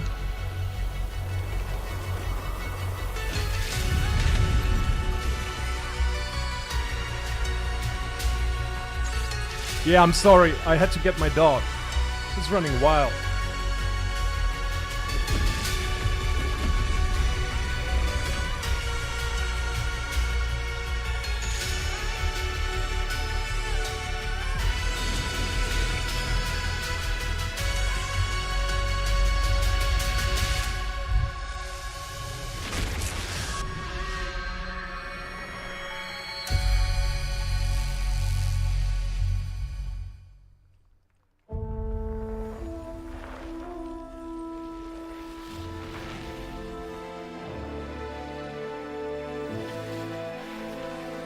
There's quite some latency between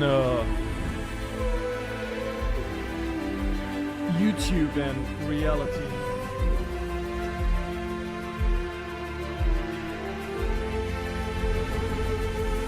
Tenochtitlan.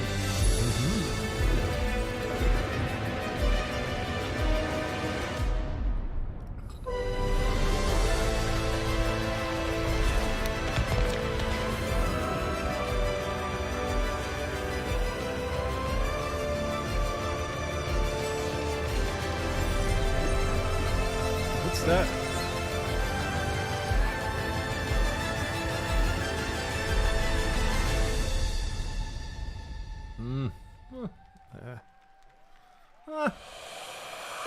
One other matter. The Alpha. She was found. This will truly be the birth of a new world.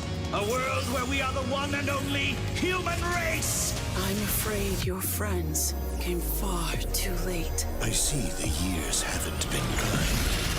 I know about the Alpha. Why is she here?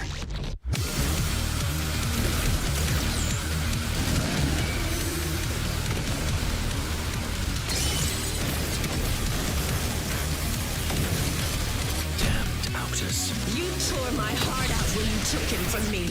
Now it's your turn to suffer! Stay alert now! Hand over the Alpha and let us end this war. Oh, Mother. Thank you. What? That looks weird. Your sole directive is to now serve and comply. Do you comply? No.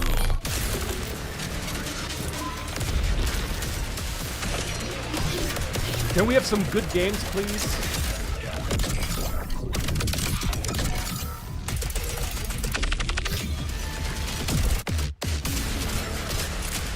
A way out is here. I can feel it.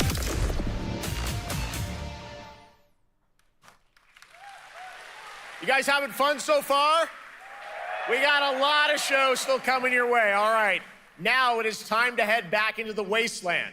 We're talking about the TGA award-winning Fallout series based on Bethesda's legendary I'm not sure RPG franchise. if we'll get something. Season 1 earned universal praise for its tone, storytelling, and original characters, not to mention how faithfully it brought Bethesda's game world to life. Well, later this year, the series returns to Prime Video for Season 2. To tell us more, please welcome to ONL some very special guests. Series executive producer Jonathan Nolan, executive producer Geneva Robertson-Dorrit, and stars Ella Purnell and Aaron Moten. What? Where's Todd?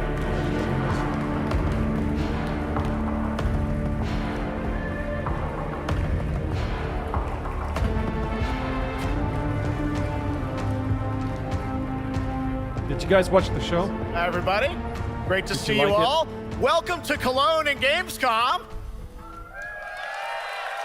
Jonah, you know, we've got 5,000 Fallout fans here in the hall tonight, millions more watching online, and we can't wait to hear about the new season. Yeah, we're very excited. We literally just wrapped, jumped on a plane, and came out to see you guys. Gamescom is actually really kind of where it started for us, the journey on this show. It was 2 years ago. We asked Todd Howard to come here and show the very first footage that anyone had seen anywhere of the first season. We didn't come because we figured if the reception was negative, we'd just blame it on Todd.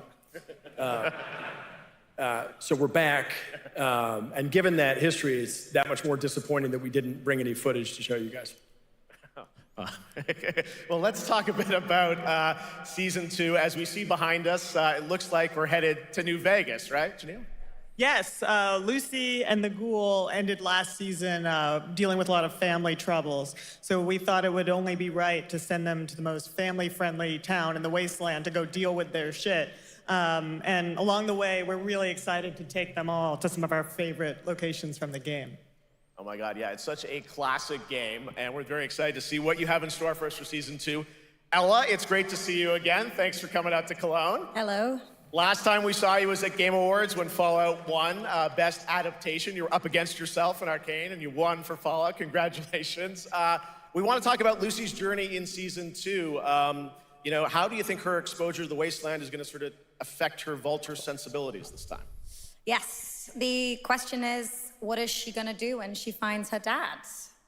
Is she gonna bring him back to her vault and give him justice, or is she gonna give him wasteland justice, which is the ghouls' justice? I think a central question. She's got some big eyes, man. Is whether Lucy will transform the ghoul, or whether the ghoul Those will are transform globes. Lucy, and how much Holy they will shit. influence each other. Okay, I like it. Aaron, let's talk a bit about Maximus. He went through quite an evolution last season. Now that Lucy and Ghoul are kind of heading to New Vegas, tell us about Maximus. How does he get deeper into the Brotherhood of Steel this season? So deep. Yes. So Tell deep, us Jeff. Yeah, when we first met Maximus, all he wanted was to be a knight. And now, in very Fallout fashion, it's a little bit of a careful what you wish for moment. So here he is now with this newfound status, trying to make the world a better place in extremely, or I guess deeply flawed society. Yes. Yeah. All right, well, we cannot wait to see what you guys have in store for Season 2. Let's talk a bit about Ghoul. Can we expect more sort of Cooper Howard flashbacks as well in Season 2? Yes, absolutely. Cooper Howard and the Ghoul, played by the amazing Walton Goggins, definitely coming back. We have so much more to do. Obviously, we ended the last season Koga, with hey. Cooper Howard Nope. dealing with I don't think a very they common marriage problem. show anything What do you do when you about find the out your remake. spouse is planning nuclear war? In the opening And night, so that is. He's going to figure that out, and as he does, he's going to uncover a greater conspiracy with huge implications for the Wasteland. All right, well, we'll look forward to seeing how that unravels. Now, Season 1, of course, was known for amazing original characters that you guys built in the Fallout world. We thought that was so cool. But now that you're diving a little more directly into New Vegas, I think the fans here want to know, are we going to see any more direct ties to the video game and characters, locations in this season?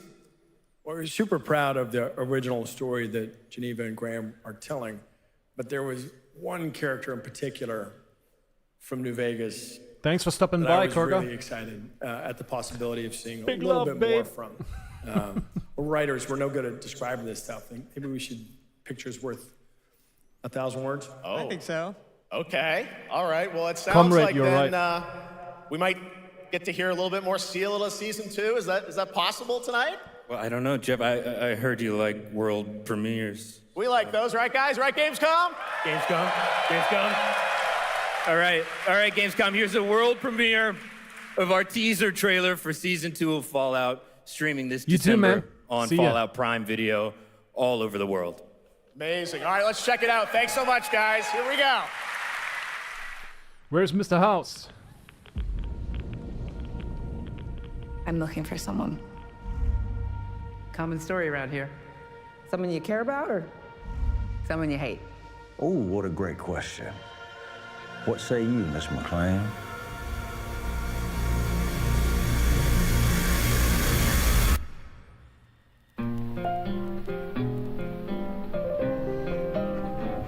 Why would my dad go to Las Vegas?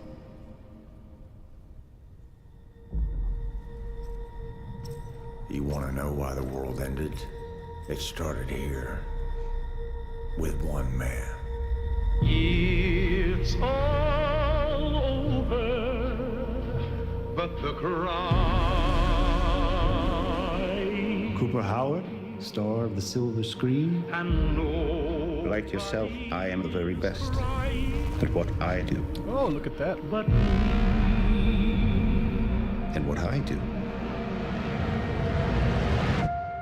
is I know everything.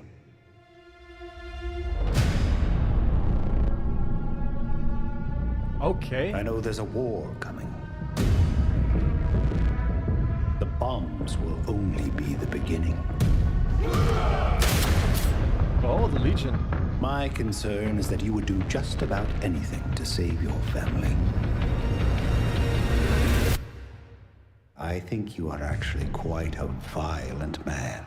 You just don't want to kill me yet.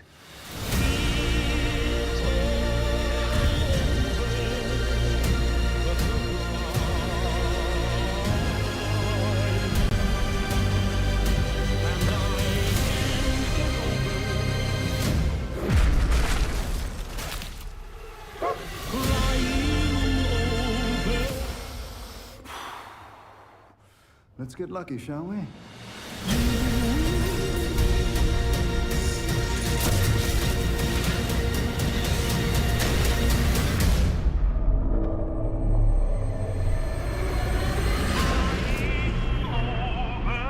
Looks promising. Deathclaw.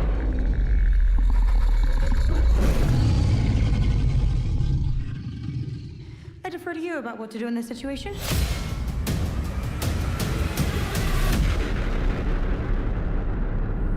That's a lot of fan service. Which is not bad.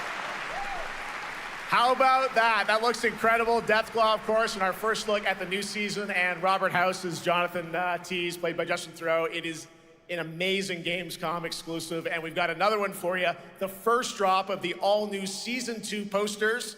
We cannot wait to see what Lucy, Maximus, and the Ghoul have in store for us when Fallout Season 2 begins December 17th. That's with a new episodes dinosaur premiering weekly statue in on Novak. Prime Video. That's cool. All right, now back to you, Shox.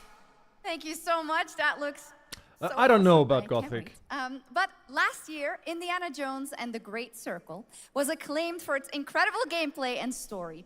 And next month, the adventure continues with The Order of Giants, a story expansion with new puzzles and foes.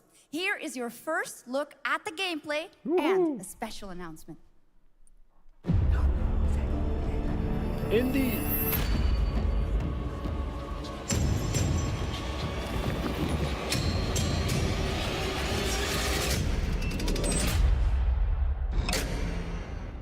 What do you know about the legend of the Nameless Crusader? Fierce warrior. Fought in the siege of Antioch, 1097 AD. Very tall, like a giant. Pope Paul IV had an item of this crusader in his possession, his helmet. Well, I'll tell you what. If I see the helmet, I'll leave it exactly as I found it. Sound good? Oh shit, Indy.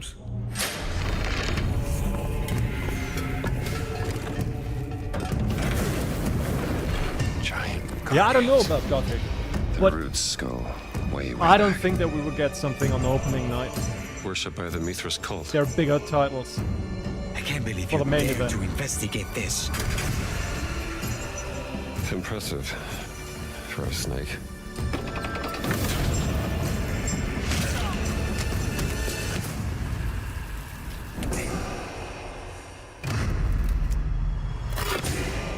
It says Semper Vivus. Always living. Not dead. He's not in a tomb. A real giant.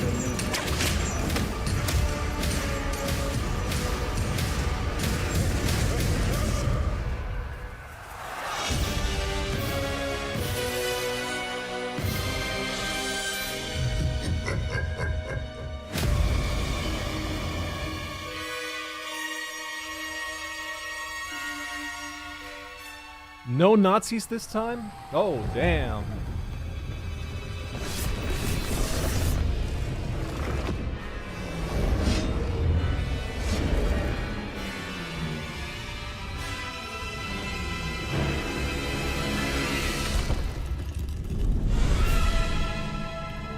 Yahoo! Nintendo Switch too. Finally. Indiana Jones and the Order of Giants is coming on September 4th. And as we just announced, it will also be released on Nintendo Switch 2 in 2026. Yeah, you can clap, of course. Now, let's step into the world of Deadpool. First announced at Summer Game Fest, here is the latest trailer for Deadpool VR, which reveals more of the villains and the release date. My massive, galaxy-spanning streaming network is expanding. Nice imagery. To score eyeballs, I need talent. Now that is efficient exposition. The biggest, baddest bastards recruited across time and space. They require persuasion. Look who it is. Spyro Gyro, a deluxe portal for 2, if you please. Adoring fans will be watching your every move. Fighting on a reality show to the cheers of trillions. Minimum effort. What the fuck? I have little tolerance for low ratings. Oh, what? That was actually funny. OMG.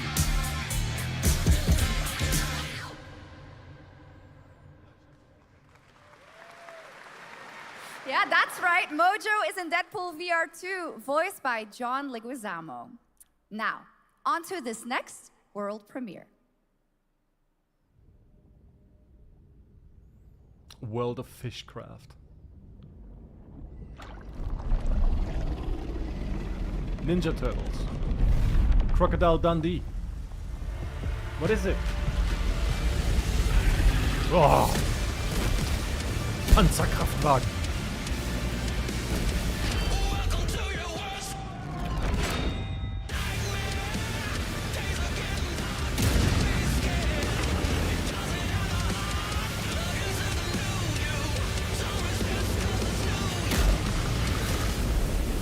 Yeah, I bet Pansalts.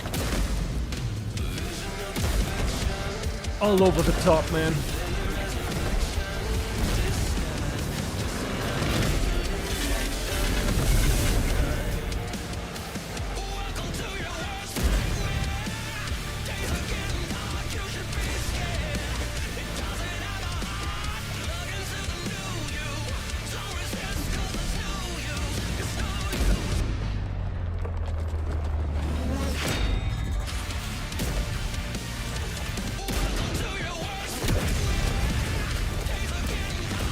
World of Tanks 2?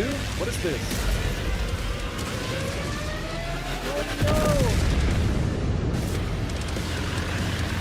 Duel of the Tanks.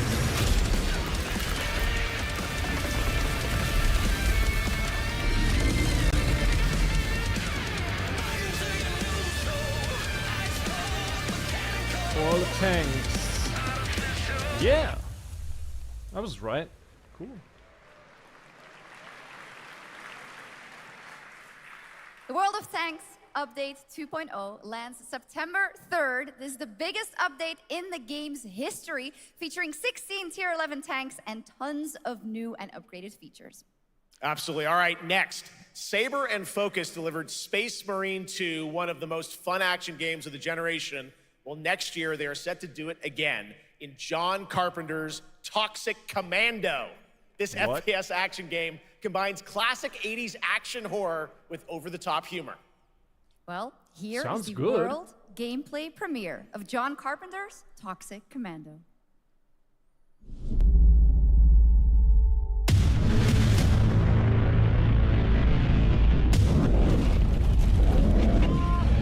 Next step, improvise.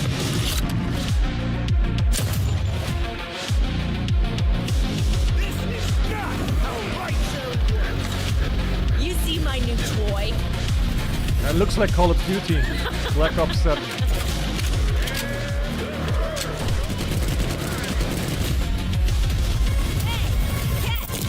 Minus the zombies.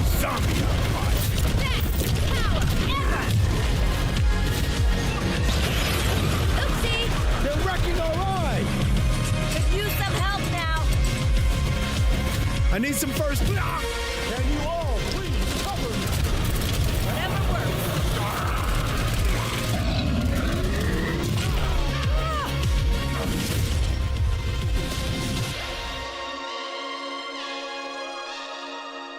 The premise sounded better than it actually looked.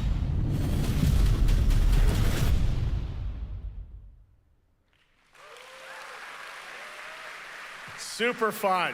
All right, our next reveal comes from a true legend of game design, Ron Gilbert, the mind behind Monkey Island, Maniac Mansion, and so many other classic games that defined the golden age of I gotta leave point-and-click again. I gotta hit adventure the games toilet, in man. the 80s and 90s. I love those games growing I up. don't Well, know now how many Ron liters is I back already with something completely new drank. and completely unexpected. It's called Thanks, Death by Jeff Healy. Scrolling, a roguelike, vertically scrolling RPG set in purgatory where you'll battle waves of enemies, hoard gold, and do everything you can to stay one step ahead of the Grim Reaper herself. Here's the first ever look.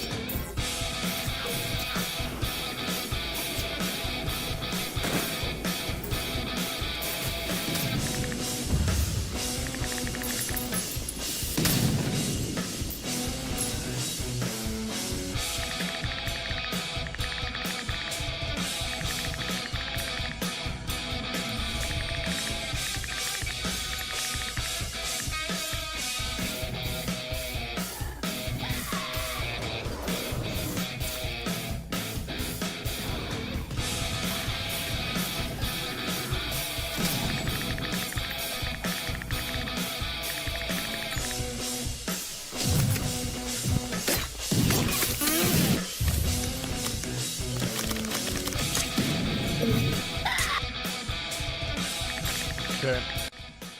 I gotta be honest, up until now, there wasn't really one game that really caught my attention.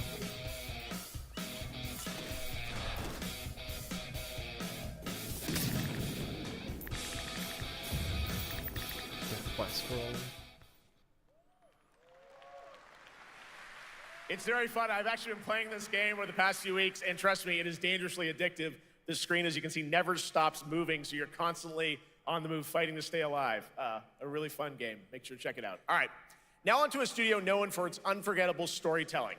Back in 2019, the groundbreaking RPG Disco Elysium took home 4 Game Awards. Since then, Zaum, the studio behind it, has been through a host of changes, but tonight, 6 years later, those who now make up the studio are ready to give the world the very first look at their next CRPG.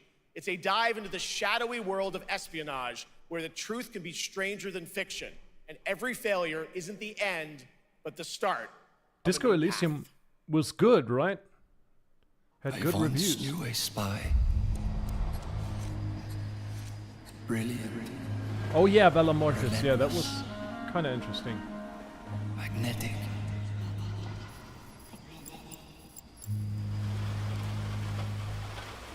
Her name was Herschel.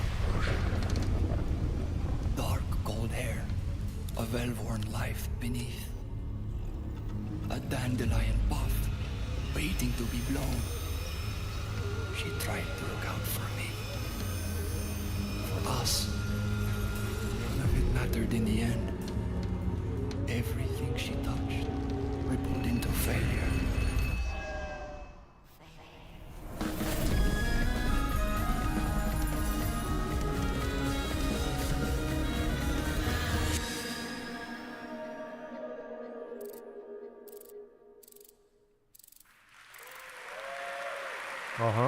Now, let's talk about Gamescom Cares, our platform for responsibility projects here at Gamescom that we hold very close to our hearts. This year, we are giving the stage to highlight one of the many great initiatives. It's dedicated to all the games promoting democracy. We invited a developer to learn more about it, and I'm here with Jörg Friedrich, CEO of Paint Bucket Games from Germany. Hello, tell us about the game you made, The Darkest Files. Hi, thank you.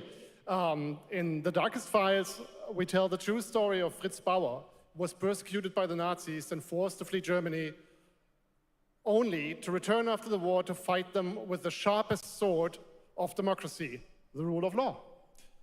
It shows how quickly a constitutional state can become an unjust state and how this leads to darkness.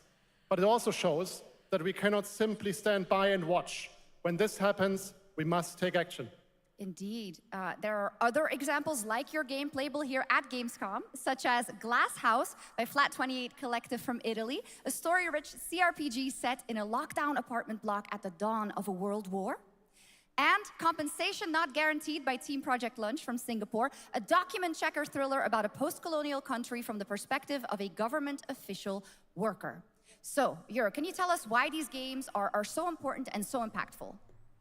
Well, games are more than entertainment. Like any great art form, they reflect our concerns, our fears, our hopes, and what preoccupies us. Democracy is under attack right now. Minority rights are being violated, and the world is becoming increasingly interconnected. So games are a powerful medium for addressing these issues, and they have the potential to inspire Shut the fuck up, I am man! glad that not only are many people in the global games industry engaging in projects like this, but also more and more institutions like the European Commission or the United Nations. A very important message. Thank you so much, Jörg. And of course, thank you to all of the dedicated developers around the world who put so much heart and soul into those games, making the world a little better. Please check them out, everyone, and check out all the great initiatives of Gamescom Cares. Now, we have much more Gamescom ONL to come next. It's a very special performance of the music of Clair Obscur Expedition 33, plus Resident Evil Requiem. Oh, God. Bro, I want video games and no social commentary. Democracy will save us. Democracy is under attack. Okay.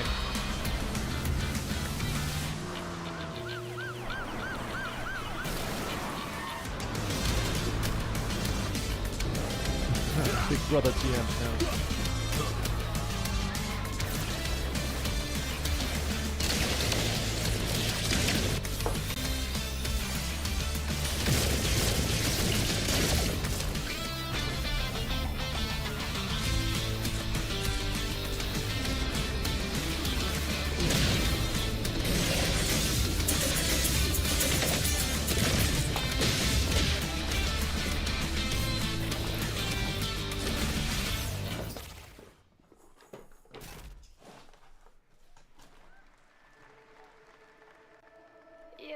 just a part of my life, and you're just a part of my life.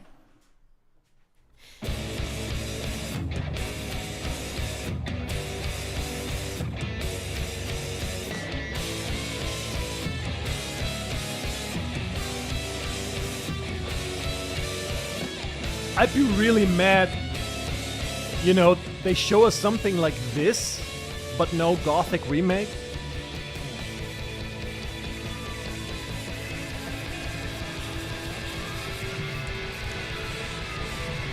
What about Dawnwalker? I wanted to see more of that. Instead we get this.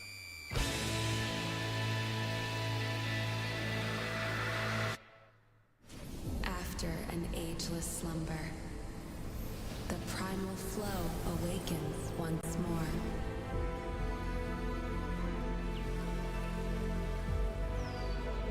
They do get worse.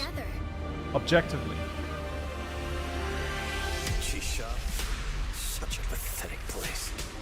Who is this guy? What does he want? Your ignorance is despicable. A power stirs deep beneath us. I mean, take a look at what was released around 2004. What kind of games? Whatever's lurking. 2005, 2003, around that, you know, general time. Your brain will melt. Yeah, soulless garbage and social commentary, as you just witnessed. We have to take it down. How long have they been trapped in here? You see, I will lower the volume for a short period. Games are escapism, and obviously the game developers, they draw inspiration from real life, sure. Always has been, right? But there is this moral high ground that is projected onto the player, and this is what I don't like. Oh my god. Fortnite and Squid Game. Are you ready, boys?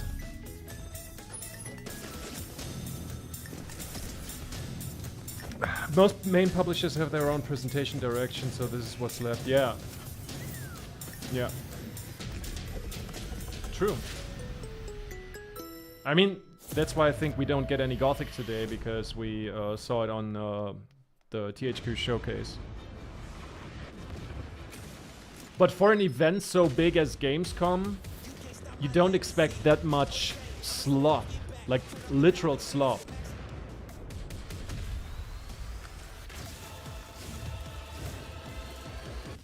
Like Call of Duty, it's I never really played that, but it's you know, it should be such a simple concept, and then you make it about metaphysics and philosophy and all that kind of You shit. just got a fresh look at Delta Force, which launches today on PS5 and Xbox, and the best part, it is free to play.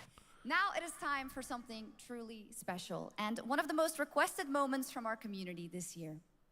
Earlier in 2025, Clair Obscur Expedition 33, the debut title from French indie studio Sandfall Interactive, captured hearts with its stunning Belle Epoque inspired world and unforgettable style. Absolutely. This is a very special game, and tonight we wanted to bring that world to life right here on stage at ONL with a special acoustic performance from the game's soundtrack. Please join me in welcoming, for their first big live performance ever, the composer of the game, Laurent Testard, and vocalist Alice Dupont-Pissier, performing Alicia from Clair Obscur Expedition 33. It's the French people. They have invaded Cologne in Germany. Oh my god.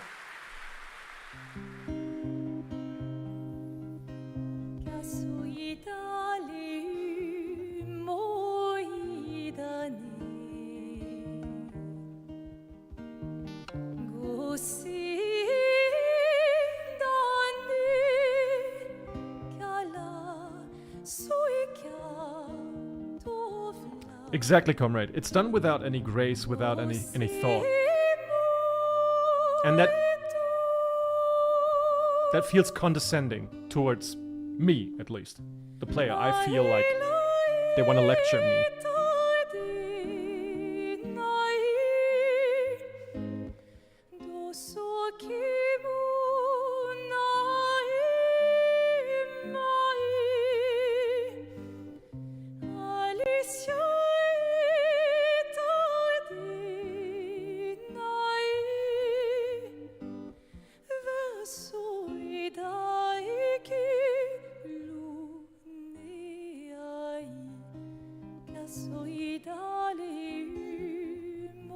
Guitar, you gotta be louder, brother.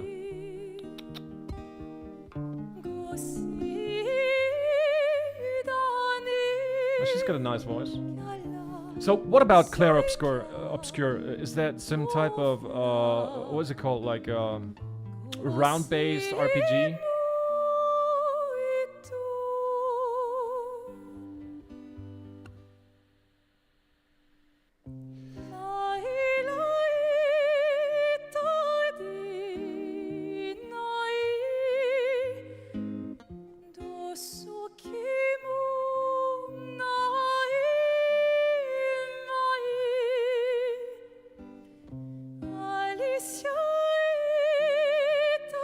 Okay.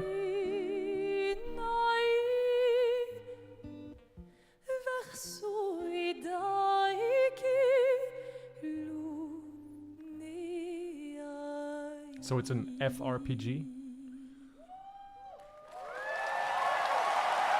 Yeah, turn-based. I forgot that. I never liked those games that much, but I'm glad that, you know, a relatively small studio made headlines with it. It was absolutely beautiful, absolutely amazing. Thank you so, so much. And we have so much more opening night live right after this.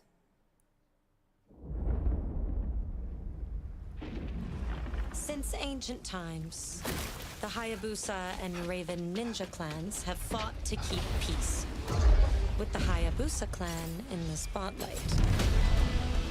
But your clan, the Raven clan, has always had a secret motive. Thanks. I owe you one, Hayabusa. Okay. Expect heavy resistance from the DDO. We're all counting on you, Yakumo.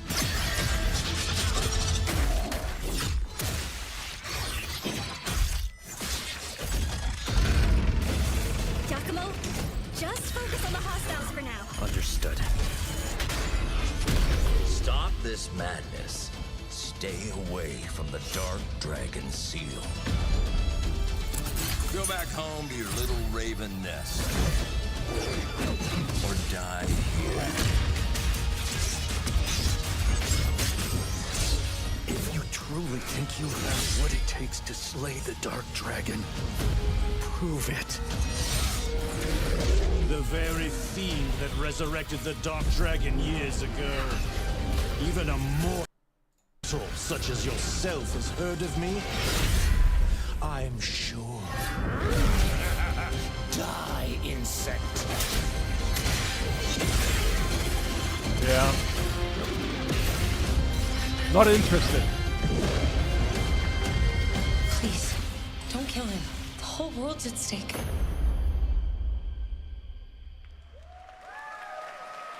That's also an old-ass franchise, isn't it? Well, we've seen so many great games so far, so make sure to spread some love to these amazing developers and teams behind them, and wishlist your next favorite game on Steam by checking out our Gamescom Steam event.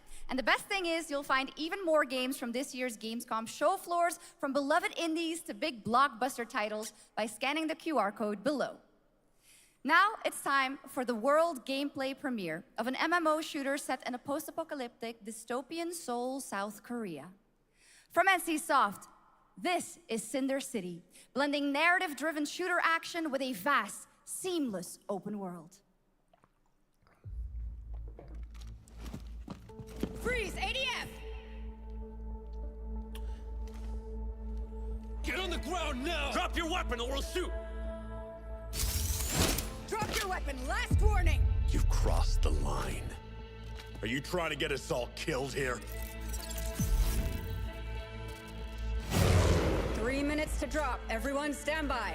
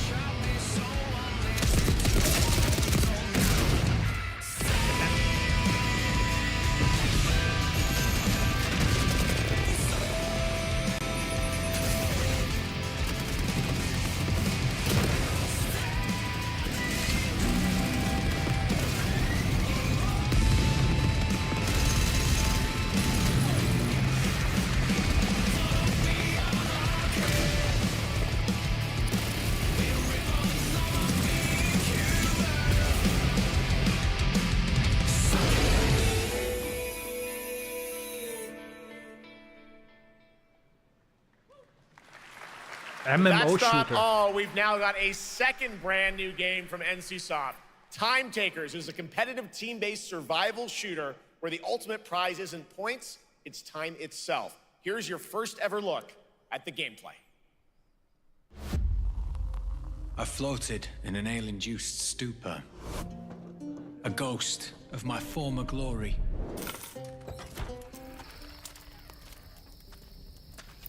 Until one day when I was stabbed. Yes,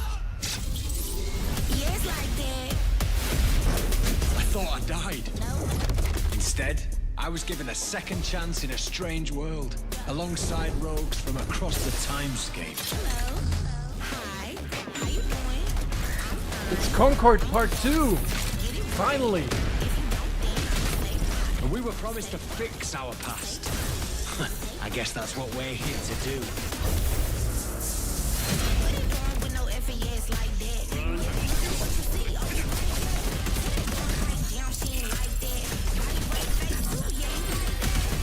Yeah, more realistic Overwatch approach. I don't know, man. There's mercy, literally.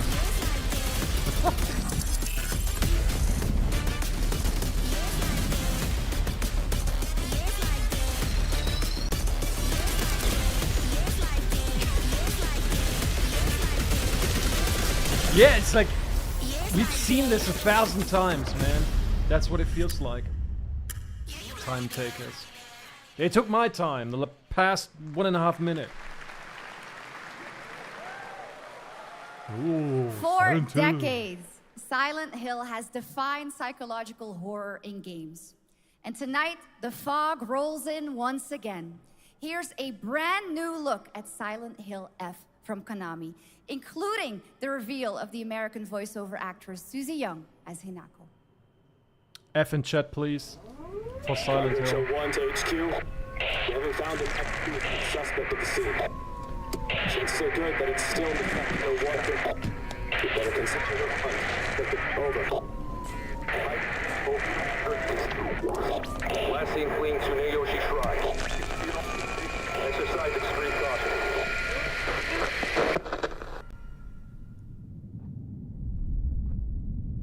You saved my life and laid claim to my soul. In turn, I shall save your souls by claiming the life of your old self. Who was that? What is this place?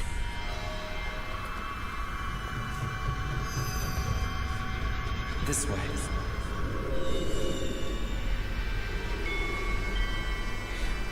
I better get going.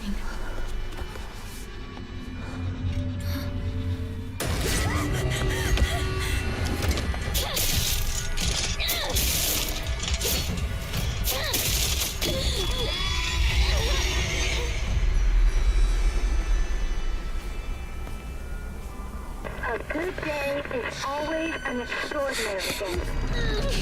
An extraordinary day isn't always good.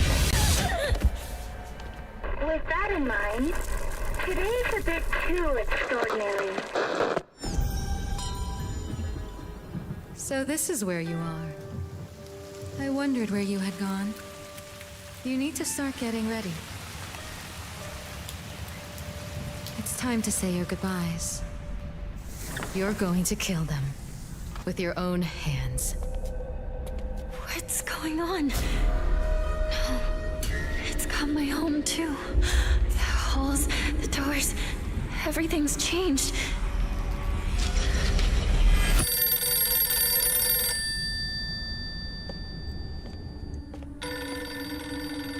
Tell me, who are you? Please. Just die. Also, like, the idea of Silent Hill, like, in an Asian setting, kind of interesting. It must be hard for you to bid farewell to childhood friends. Yes. Hmm? No. But also what I don't like is like the cryptic, very cryptic voiceovers. Not just for this one in particular, but for all the other games before that. It's like the so pseudo-intellectual, I don't know, man.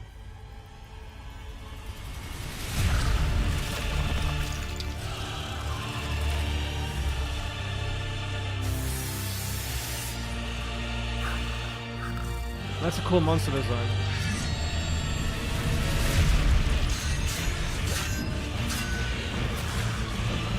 But I feel like we've seen this already. You get me? It's crazy.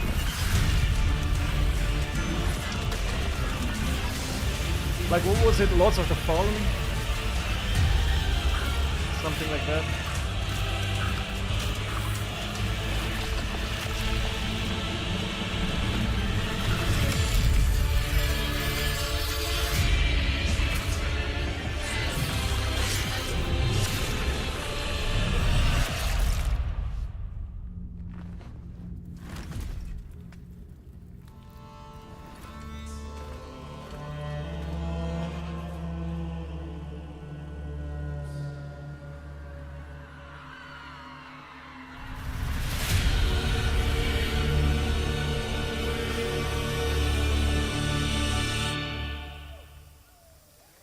La Divina Commedia.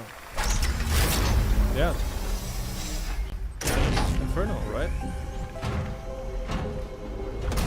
Traveler ND3500. Initiating the travel log.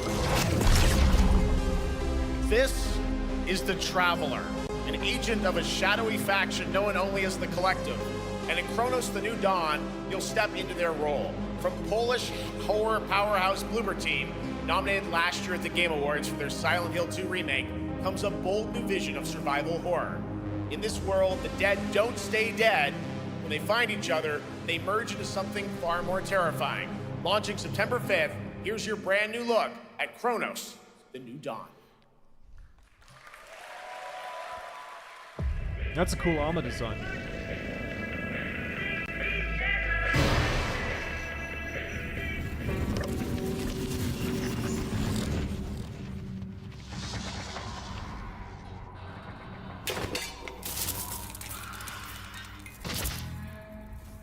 What about those cats, man?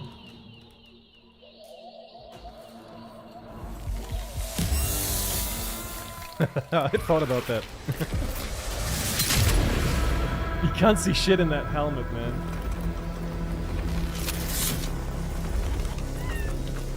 Are you glad to see me, friend? It's a woman, I think.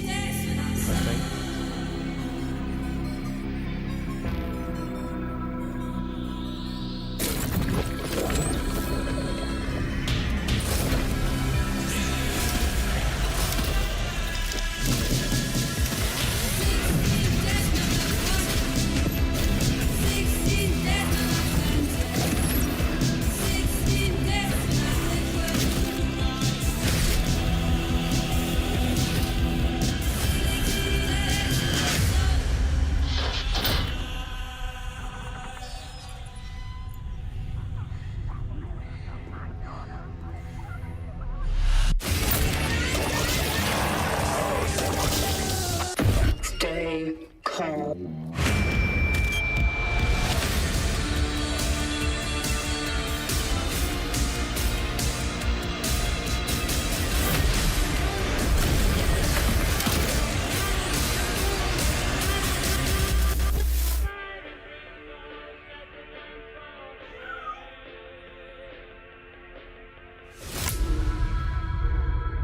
I hate this shit.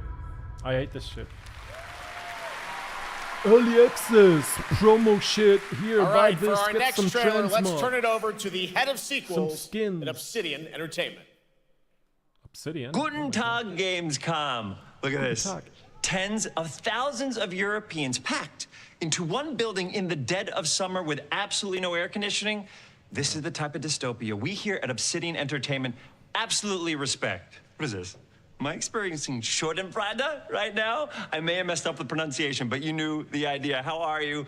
My name is Mark. I am the head of sequels here at Obsidian Entertainment, and I've got big news. I am going to drop a brand fun of my new language. trailer for The Outer Worlds 2. What are you gonna get? More planets, more chaos, and an actual release date now that GTA 6 got pushed to the spring. So, strap on in. Stock up on some gummy bears, stock up on your favorite pretzels. Get ready. Here comes The Outer Worlds 2 trailer. Roll it, Jeff. It's gotta be Jeff that's rolling it, right? Yeah, sure. And now, a trailer for the part of the game you'll remember more than the ending. The Companions. Let's skip the diplomacy. Chemically enhancing your statistically unsafe lifestyle. This might sting a lot. Ooh, an enemy. That seems to be one of those games. Son of a spread.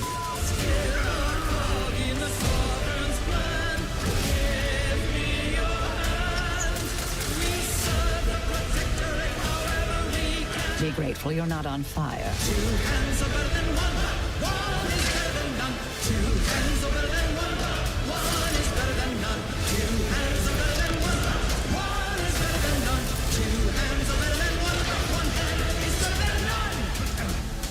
And no, you can't sleep with them.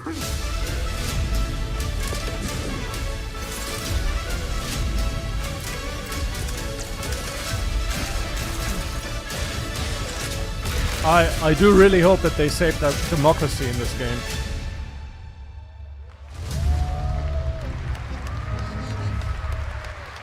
Pre-order. Lots more to come here at ONL, but now a first look at Inzoi Island Getaway with Inzoi's first and free DLC, which is coming tomorrow.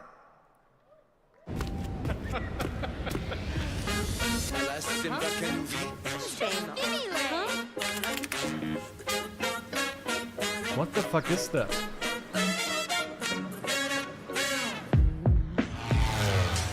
Relax. Don't worry about it.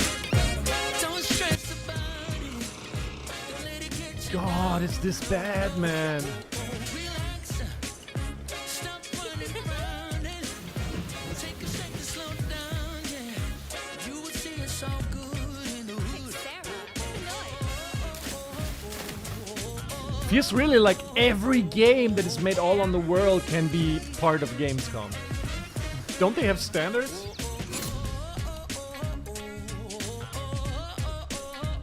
Look at that bullshit.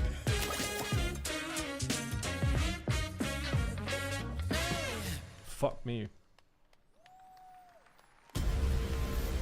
Where calamity began, this trial shall end. Yeah, I'm a boomer, man. Awakeners, prepare for the final confrontation.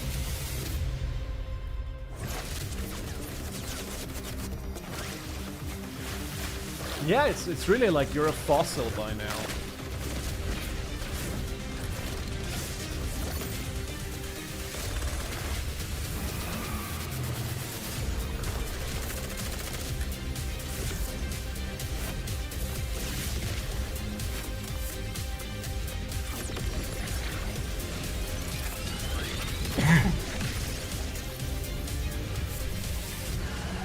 What the fuck is that?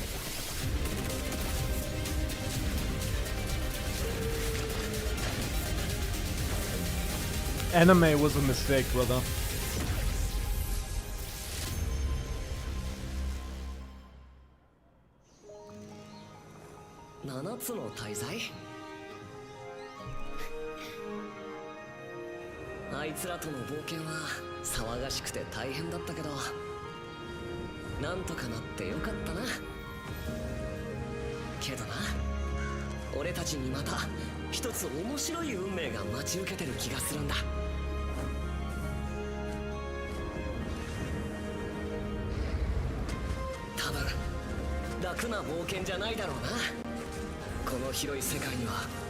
Yeah, man, dark fantasy, some grounded gameplay. No pseudo-intellectual dialogue lines, just some simple good game, man. With a nice premise. No democracy. Give me tyranny. Give me dictatorship.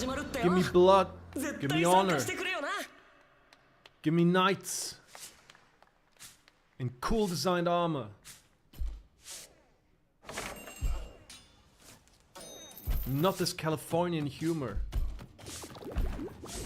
I shit you not, it's tearing me down, bro. And what is this? Is this a fucking mobile game? Dude. Like, Gamescom opening night should be like the concentrated essence of good fucking games. And what we've seen so far, I don't know about you, but it's most of it is simple slop. It's a slog fest. It's nothing of substance. It's like, who is that for? Is that mobile gaming people? Like, I don't get it.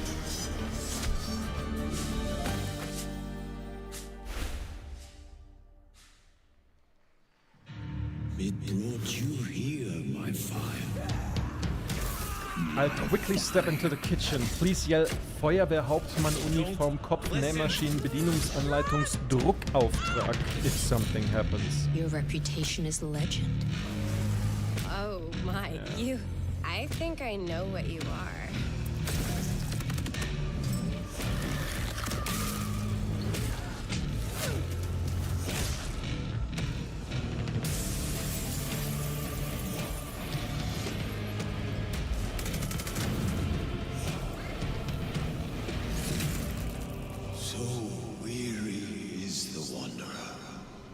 The treads on the fertile soil.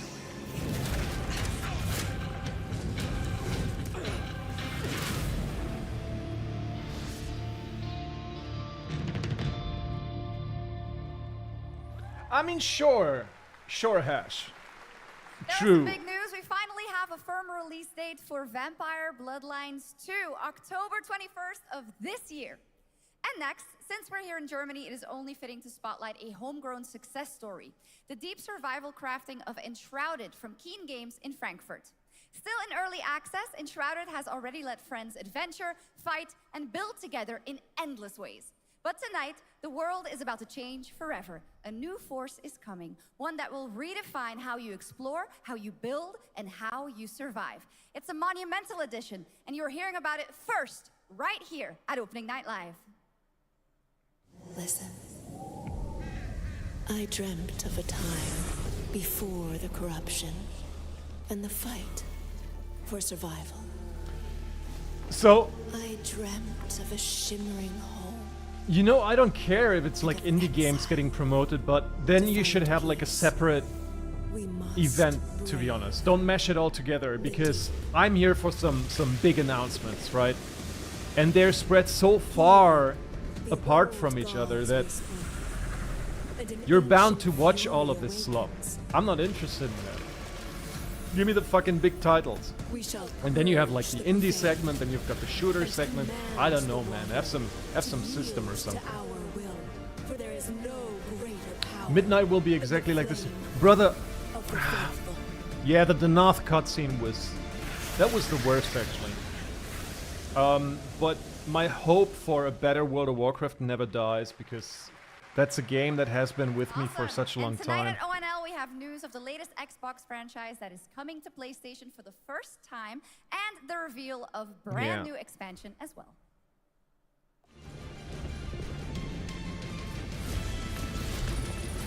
Yeah, same, man. Turtle Well, I haven't tried it yet, but I really love the idea of Classic Plus, man. Really love that. Oh yeah, wait for Archolos mod of the decade. I'm waiting too, man. Thinking about making some type of, you know, it's like a let's play or something. When that drops.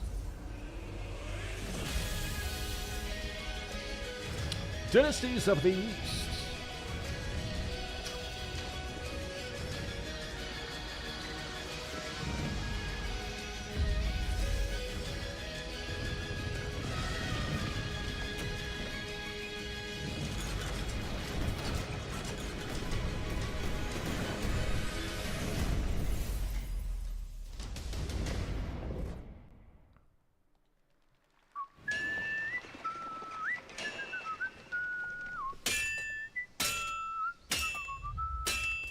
KCD! Honored friends, masters of the blacksmith's guild, let me introduce a young master of our craft and new owner of Kutenberg's old forge, Henry of Skalitz. Kingdom Come, but it's... Ready? We can begin. Sims. Legacy of the Forge. First look at Legacy of the Forge, the second story expansion for Kingdom Come Deliverance 2. You'll put your blacksmithing really skills grab me. to the test to acquire and repair a legendary burnt-down forge with brand new design features. All right. Do we have any Cult of the Lamb fans in here? Okay, that's it. I'm going for a piss. All right. It's time for some big news for the darkly comedic action adventure management hybrid game. Here's the announcement of a major expansion to the game coming soon.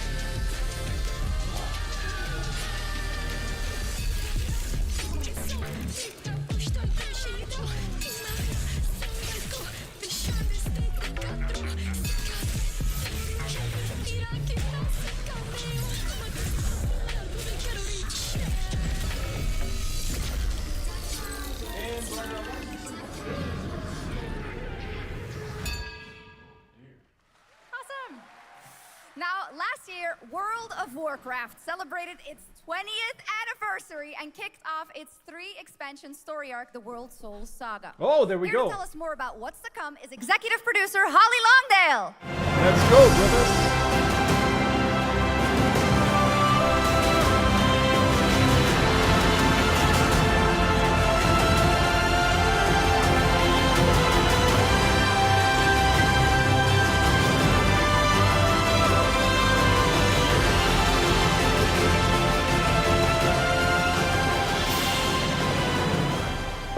Hello, everyone. I am so excited to be here to reveal our next adventure, World of Warcraft Midnight. Let's go, boys. I'm equally excited to welcome you all home with our new housing feature. And if you're here at Gamescom, please come by and check it out on the show floor. We have a lot coming in this next expansion, our 11th expansion. To start with, on the horizon, there's a looming darkness, and it's threatening the ancestral home of our blood elves. Calphalos. But Midnight is also about light, and about hope, and about heroes who rise when the world needs them most. And it's about the bonds that tie us together.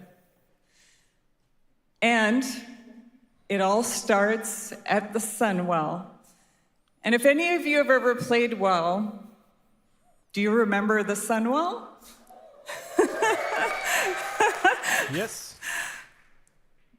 With that in mind, please enjoy the premiere of our cinematic introduction to Midnight.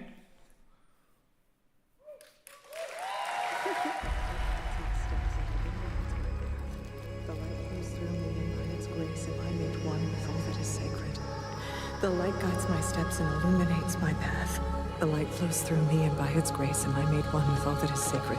The light guides... Liadrin, it has begun. I need you with me on the wall. Lorthamar, the void will envelop us soon. Only the light can save us now. No. The time for prayer has passed. The Sunwell will not fall. Not while I draw breath.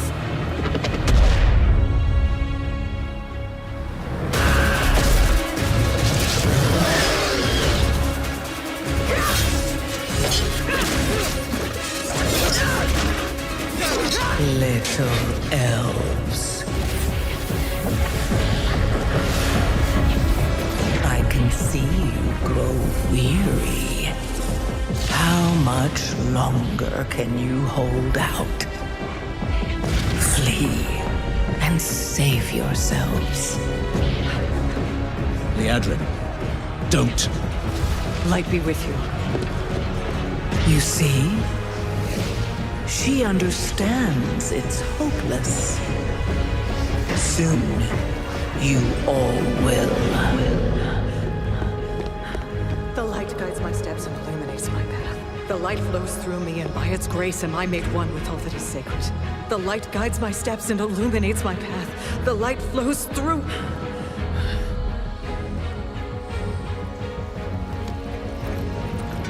Good night.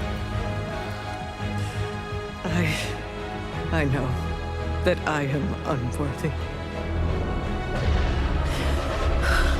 I don't know if I deserve your help, but I know my people do.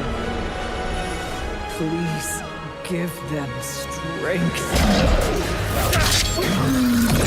I admire your spirit, but that will not save you.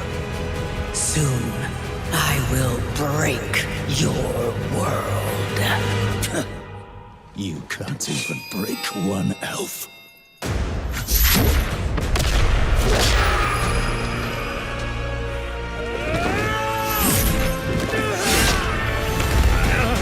This darkness comes to devour everything. And when it is finished, there will be no more light. Without your aid, we will perish. I beg you, help us.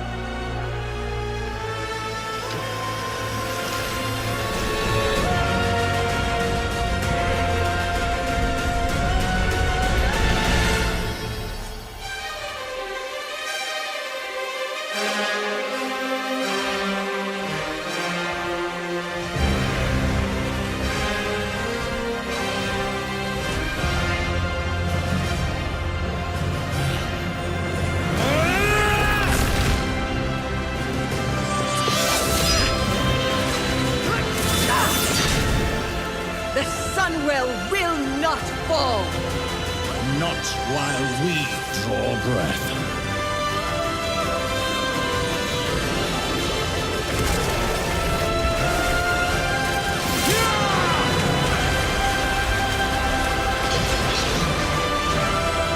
Damn.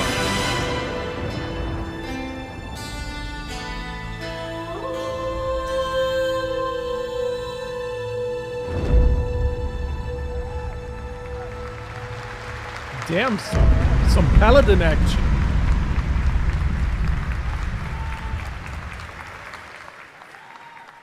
What a great cinematic. Nobody does those better than Blizzard, and hope you guys enjoyed that. All right, next is the global announcement of a new project from Team J, the dev team behind Delta Force. Project Spectrum is a tactical shooter for the fearless. It is a physiological horror PvEVP game. Okay. That's right, where you battle against monsters, other players, and your own sanity as widespread anomalies That was a good twist trailer, around right? the world.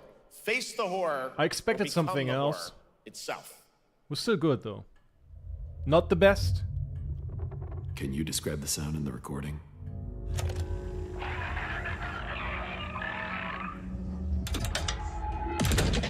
Sorry. I gotta check something real quick. Let's go back to the start.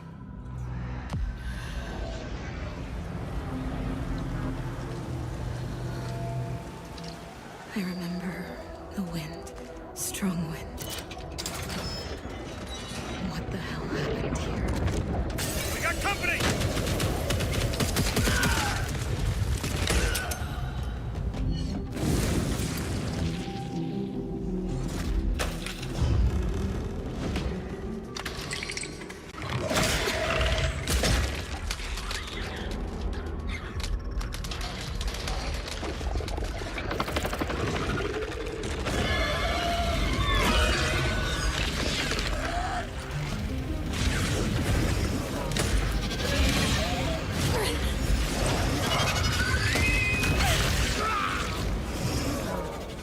Okay.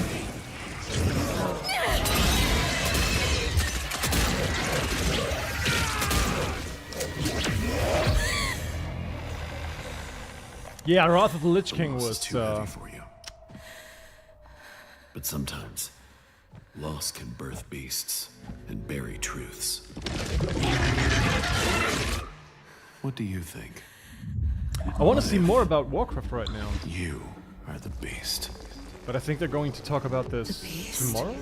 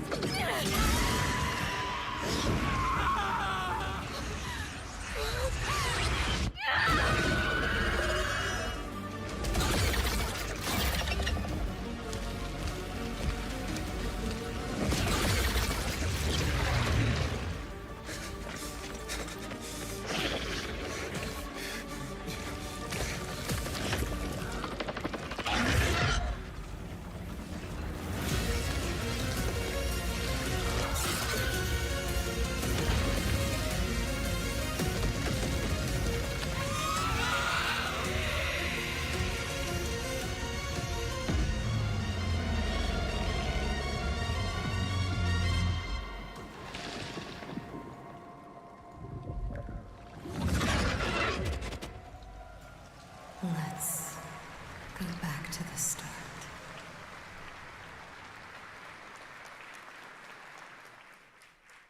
All right, this next world premiere feels familiar, yet it is something brand new from Wargaming. And trust me, you've seen them with tanks, but you haven't seen them do anything like this before. And it's coming to PC, consoles, and Steam Deck. Yeah, let's go. More slop.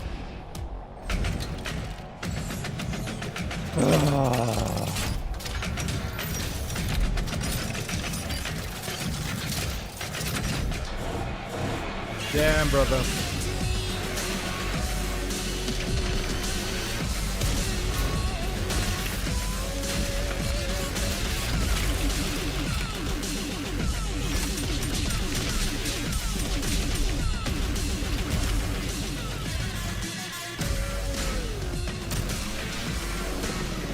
The second tank game of the day.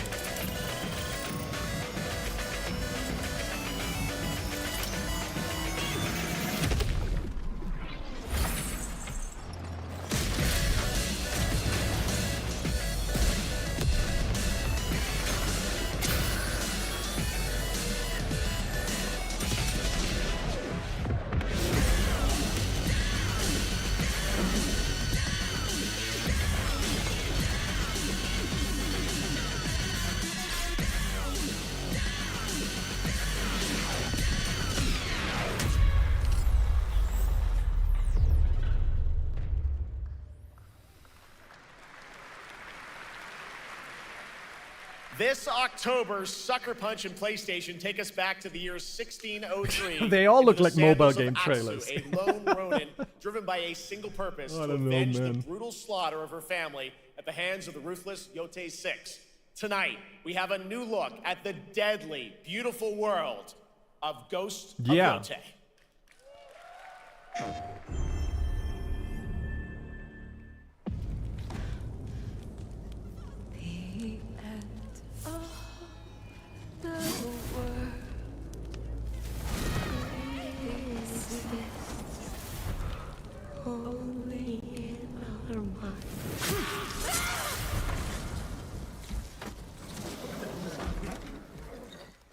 Are you going to give me a line?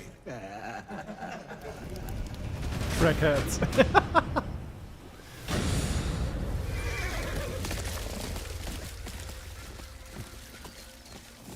Yeah, exactly. There is no. I don't know, man.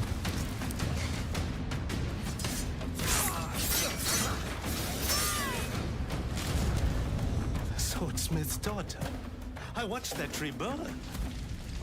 How did you escape? Same way. I survived every battle. The thought of killing you.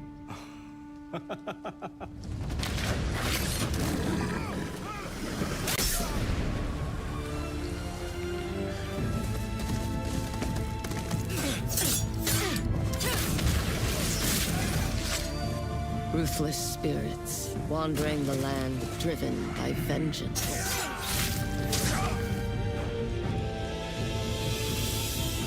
Sometimes I feel like that is what I am.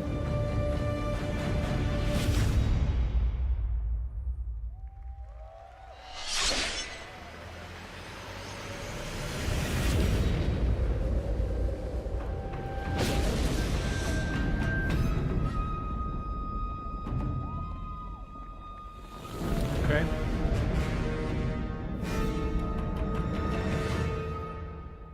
Already free DLC. Game is not out yet. There you have it, an amazing new look at Ghost of Yotei, out October 2nd for PS5, and confirmed today on ONL. It's also getting a Legends co-op multiplayer DLC in 2026 with fantastical supernatural story and survival missions, all free if you own the base game. For nearly 3 decades, Resident Evil has terrified, thrilled, and defined the survival horror genre. Now, a new chapter rises from the shadows. Back in June at Summer Game Fest, we gave you the first glimpse at Resident Evil Requiem, and tonight, we are diving deeper with a brand new look that explores the haunting backstory of the game's protagonist, Grace Ashcroft, and why she may be the key to surviving what's coming.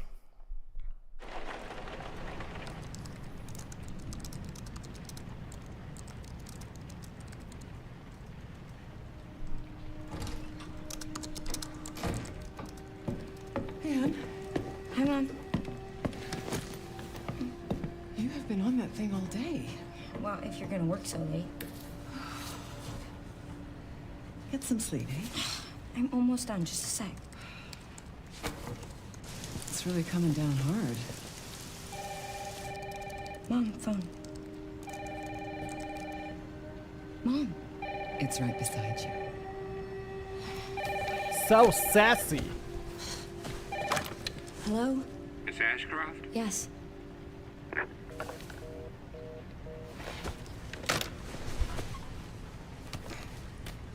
Who was it? Dunno. They asked for Miss Ashcroft and then they hung up on me. Rude. What the? Uh-oh. They're coming. Grace, we need to go. Go where? Mom, what's going on? Hurry. Wait, who's coming? What's wrong? Shh. We need to keep our voices down. This is ridiculous. Come on.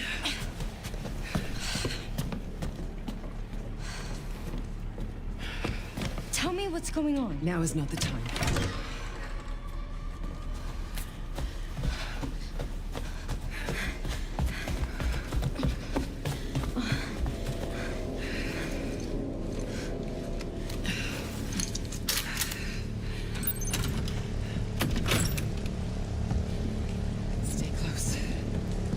wait!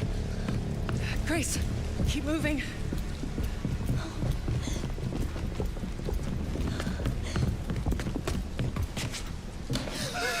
Oh my god! It's an old man! Oh, I'm so sorry about the power outage. What happened? It's really no excuse, and I apologize for the inconvenience. Oh, no, it's fine. Yeah, don't worry. I should have it fixed soon. I just need to find my... Oh my god!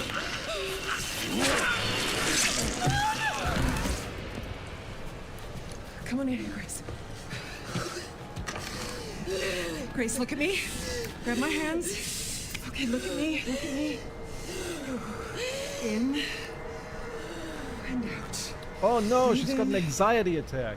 And out. That's so relatable nowadays. Grace, I promise you, I will explain this all to you one of these days.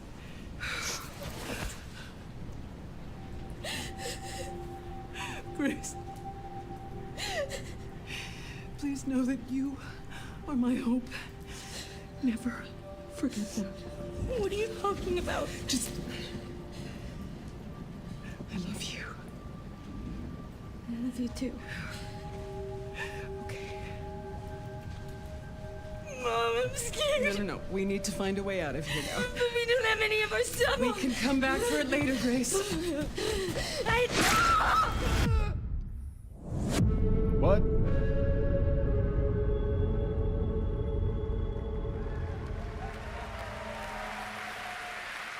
Oh god. That game is insane. I got to see that sequence in Osaka about a month ago. There's a lot more to share, and there is a reason it was the most wishlisted title coming out of Summer Game Fest this June. Now, for those of you here in the arena tonight at Gamescom, there's some good news, because you'll be over on the show floor, be the first players in the world to get hands-on with a playable demo of Resident Evil Requiem at the Capcom booth as we count down to the launch this February. A huge thank you to Capcom and Takeuchi-san for that special look. And with that, Gamescom Opening Night Live comes to a close. The celebration finally. of gaming doesn't stop here. We'll be back on Thursday, December 11th for the Game Awards, streaming live around the world as we honor the best games of the year and give you a glimpse of what's coming in 2026 and beyond with tons of brand new game announcements. You're leaving, but before we say goodnight, we do have one last surprise. A global announcement from a studio that walked away with multiple Game Awards wins for its last project. Please, take a look. See ya, Christoph.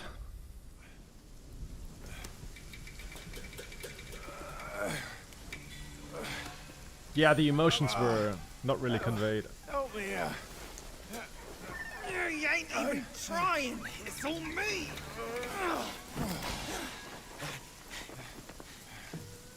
Look at that belly of yours. Where's the mountain? Hey, you're falling fat, losing again. Drop that coswallop. Master will take us back, as long as we keep that mountain in our heart. Hey. No scolding, no flogging, life spared. No risk going back. This place, we've got food on our table and...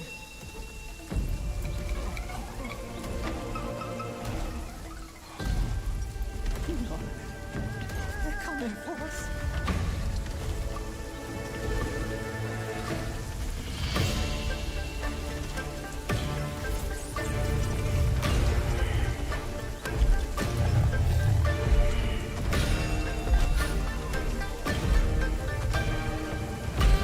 That's one big boy.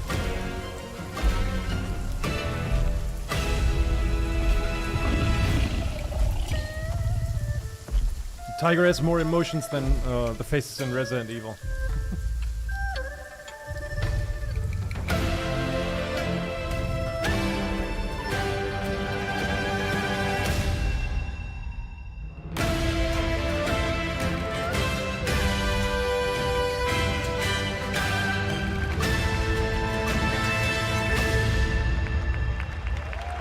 Black Myth?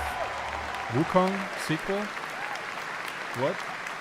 There's a special announcement. Game Science has announced and kicked off Hell and Earth. This will once again be a single-player ARPG rooted in ancient Chinese myth and folklore And don't worry, to those who love the Black Myth series, the westward journey won't end here either.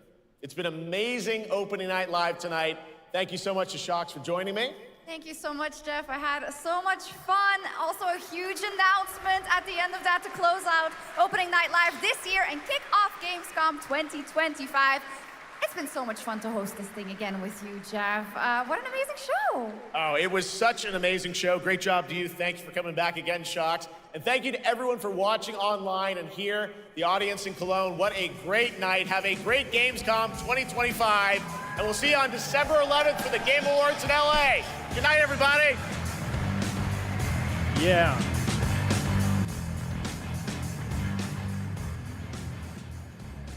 This was downright disappointing, right? I mean, like, I don't know about you guys, but among a vast sea of mediocre slop games, I mean, I was here for World of Warcraft, but the rest really wasn't that good. No bear, no Gothic announcement. I mean, guys, you know, I didn't really expect it because they already had last year's Gamescom. And then, like, this month they gave us the THQ showcase with more Gothic. It wouldn't really make sense to have at least Gothic on the big screen of the opening night. Yeah, World of Warcraft, I be honest, I expected something else, and it felt like the trailer was a little bit short. I don't know. Oversaturation of trailers, nothing stands out. Yeah, it's the same shit, brother. I don't know what to say about this. There is no, I can't really, either it's my fucking brain and I get Alzheimer's or something like that, but as somebody said in the chat, it all blends together. I think it was you, Face Commander. Oh boy. Oh, Drosla. No, not an UK native. But thanks, bro. Yeah, Cyrus. I don't know. I don't know. They are at the Gamescom. Look, if everything goes all right, I'll be there on Thursday. But I don't know. If there are any news, obviously I'm going to let you guys know. But I don't think that we will get huge revelations, to be honest.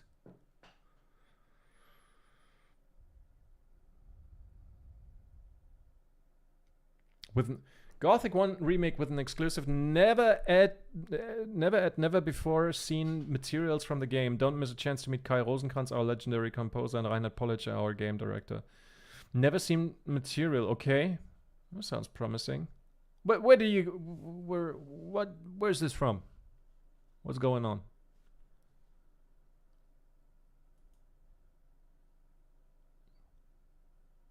Where's this from? Where do you got that? Baby. Games. Combat Sandbox, come on. Oh.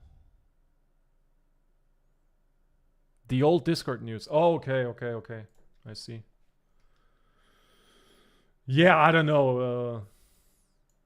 If I get my hands on something, I will let you know. In the colony or Cologne.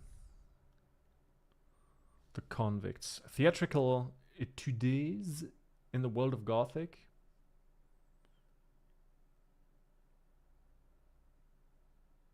Look at them.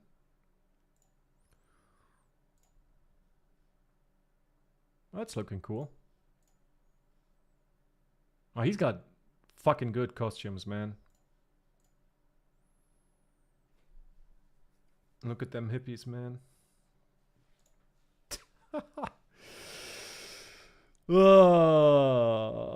From the 15th.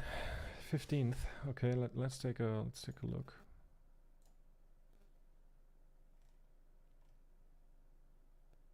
Oh, here's the midnight reveal. Okay. Yeah, okay.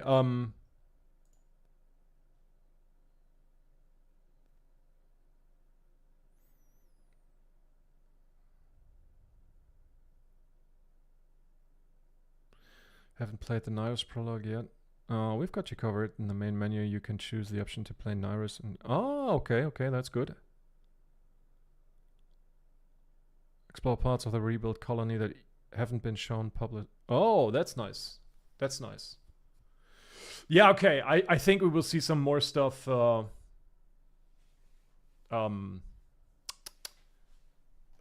as well, but we'll see. For now, I want to say thank you all for watching. I'm sweating my ass off. It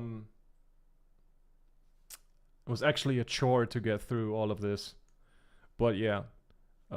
So thank you all for watching. It was a great, cool experience once more. Yeah, I'll see you next time, or when I have news or something like that. So, peace out, guys. I love you. Have fun. Have a good night. And I see you.